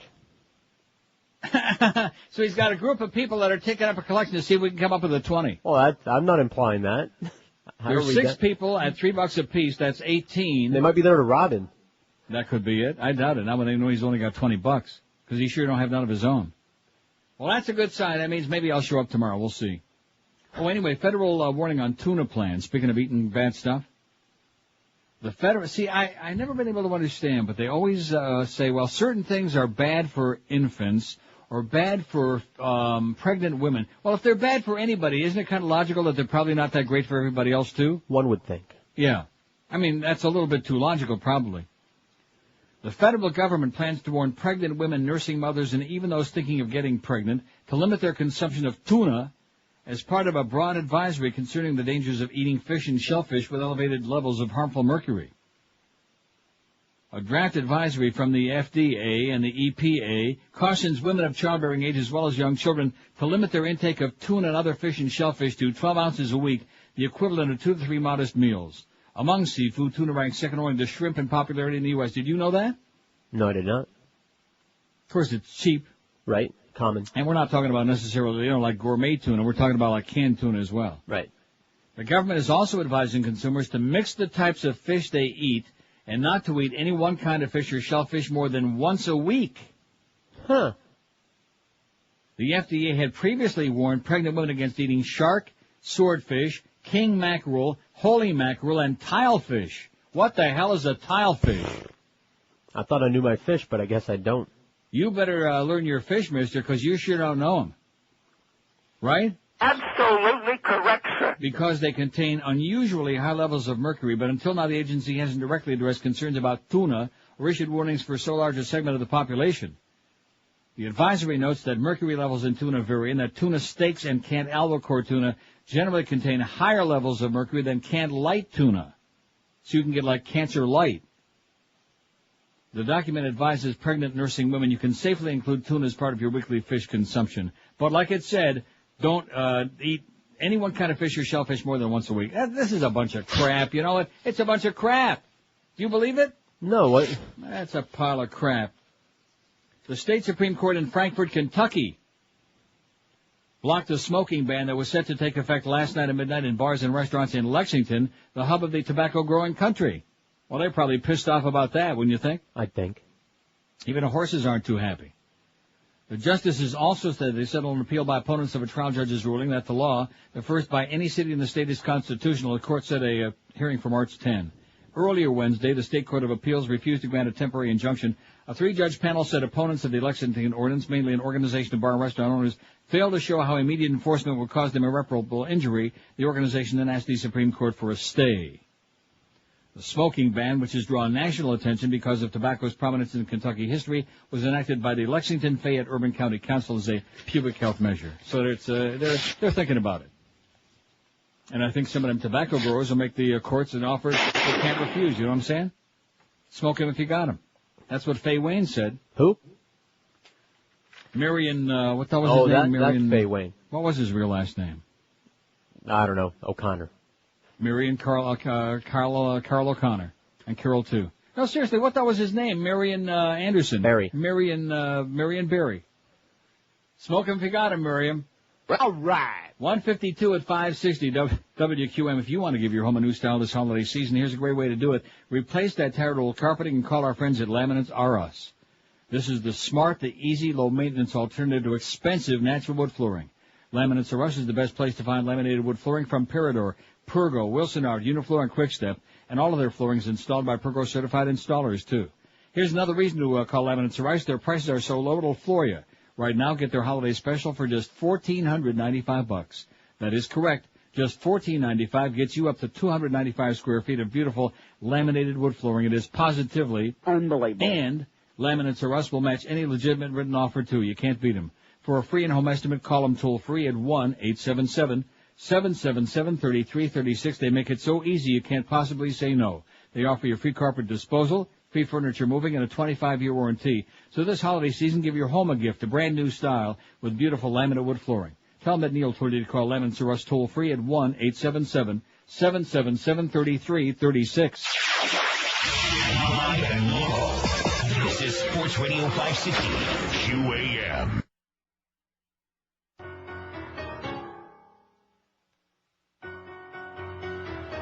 Just take Exhibit A off the shelf. Might be easier if he killed himself. That little scumbag won't get no parole. It's time to deep fry Boyd Malvo. Absolutely. They got injections that are lethal. People are waiting for them on death row. But I don't think that that's the way to go. I say we deep fry Boyd Malvo. Let's send a deep fry Boyd Malvo. Cook him up just like a fillet of soul. Maybe go tie him to a telephone pole. It's time to deep fry Boyd Malvo. Yeah, let's get it over with already, okay? We got more important fish to fry, like that hot tuna. Don't be eating too much tuna now, man. I'm telling you right now. I warned you. Don't say I didn't warn you. Don't be eating that, and don't be eating them Atkins bars either. Oh, God, those Endulge. Because it will engorge your rectum. And then you'll be sorry. You'll be sitting on that pot during the holidays. That's not a good time to be doing. No time is a good time for it, but that's just not good. Now, let's take a look as 9/11 is moving. See, I thought it was tacky to put it on there in the first place. Why would you say that? I don't know, because it's just obviously the correct answer, and we're like, don't want to keep being reminded of it. I mean, No, we're not gonna it's forget not about it. obviously the correct answer, even though it's a terrible tragedy. Why do you say that? It's moved from nowhere to second place. Right. Faster than you can say Troy Stratford ain't here today. I think the one that's in the Try lead it. Say is Troy Stratford ain't here today. Troy Stratford ain't here See, today. it's already in second place. What news Troy! event of the past 50... What news event of the past 50 years had the most significance to you? If I was him, I'd go in there and I'd just beat the crap out of Greg Reed. Don't you think that would be good? I'd pay to watch that. I'd like to see him and Joe Rose come in there and just each one get on one side and just pound some sense in his thick skull. George W. Bush, see, of course they're just covering their ass anyway. We can't tell you what it's all about. No. George W. Bush steals 2000 election 237. That's been way out in front, but we put 9/11 on there because originally we said in the poll other than 9/11, and George said, oh no, you'll see, Bush stealing the election will still win. Okay. 9/11 has gone from nowhere to 106, second place. Got a long way to go, I admit. JFK assassination 99. Vietnam War 54. Collapse of the Soviet Union 31. Hurricane Andrew 25. And again, we were very late on that. I apologize profusely. The Challenger explodes 22. The Alien saga 20. How soon they forget. The John Lennon murder still 19. Clinton impeachment 17. The Berlin Wall comes down 16. Martin Luther King's assassination 13. Mariel Boatlift 13. Marielitos. Elvis croaks on a crapper 11. Internet bubble burst 11. Watergate Nixon resignation 10. Neil eats those Atkins bars. I'm sorry. Arnold Schwarzenegger becomes governor of California 6. Princess Di dies 4. And RFK assassination 4 out of 718 votes. You'll see when we sit down tomorrow. I'll bet you Greg's life on it right now. How's that? Okay. In fact, I'll throw in a bonus. I'll bet you Greg and Mo's life on it. Absolutely. Okay. Now that might temper the way some people vote. Don't hold back. Okay, how do we do out there at the van? I'm going to call him back because he hasn't called me yet. Well, you got a minute and 42 seconds.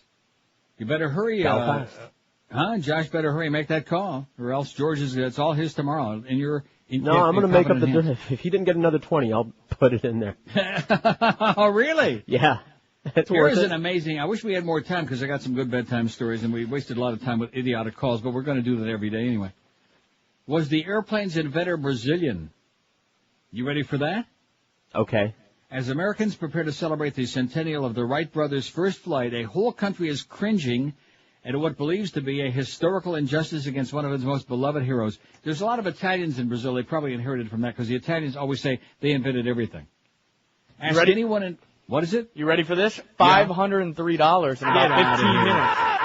Wow, that's how much they hate you, George. Ask anyone in Brazil who invented the airplane, they'll say Alberto Santos Dumont, a 5'4" bon vivant who was well known for his aerial prowess as he was for his dandyish dress and high society life in Belle Epoque, Paris. As Paul Hoffman recounts in his Santos Dumont biography, Wings of Madness, the eccentric Brazilian was the first and only person to own a personal flying machine that could take him just about anywhere he wanted to go. In fact, from the sounds of it, I don't think he needed a plane. You catch my drift? No, what do you mean by that? Look for the QM van 4 to 6 this afternoon at the 7-Eleven, 4451 Davie Boulevard. How much did we get? 503. 503.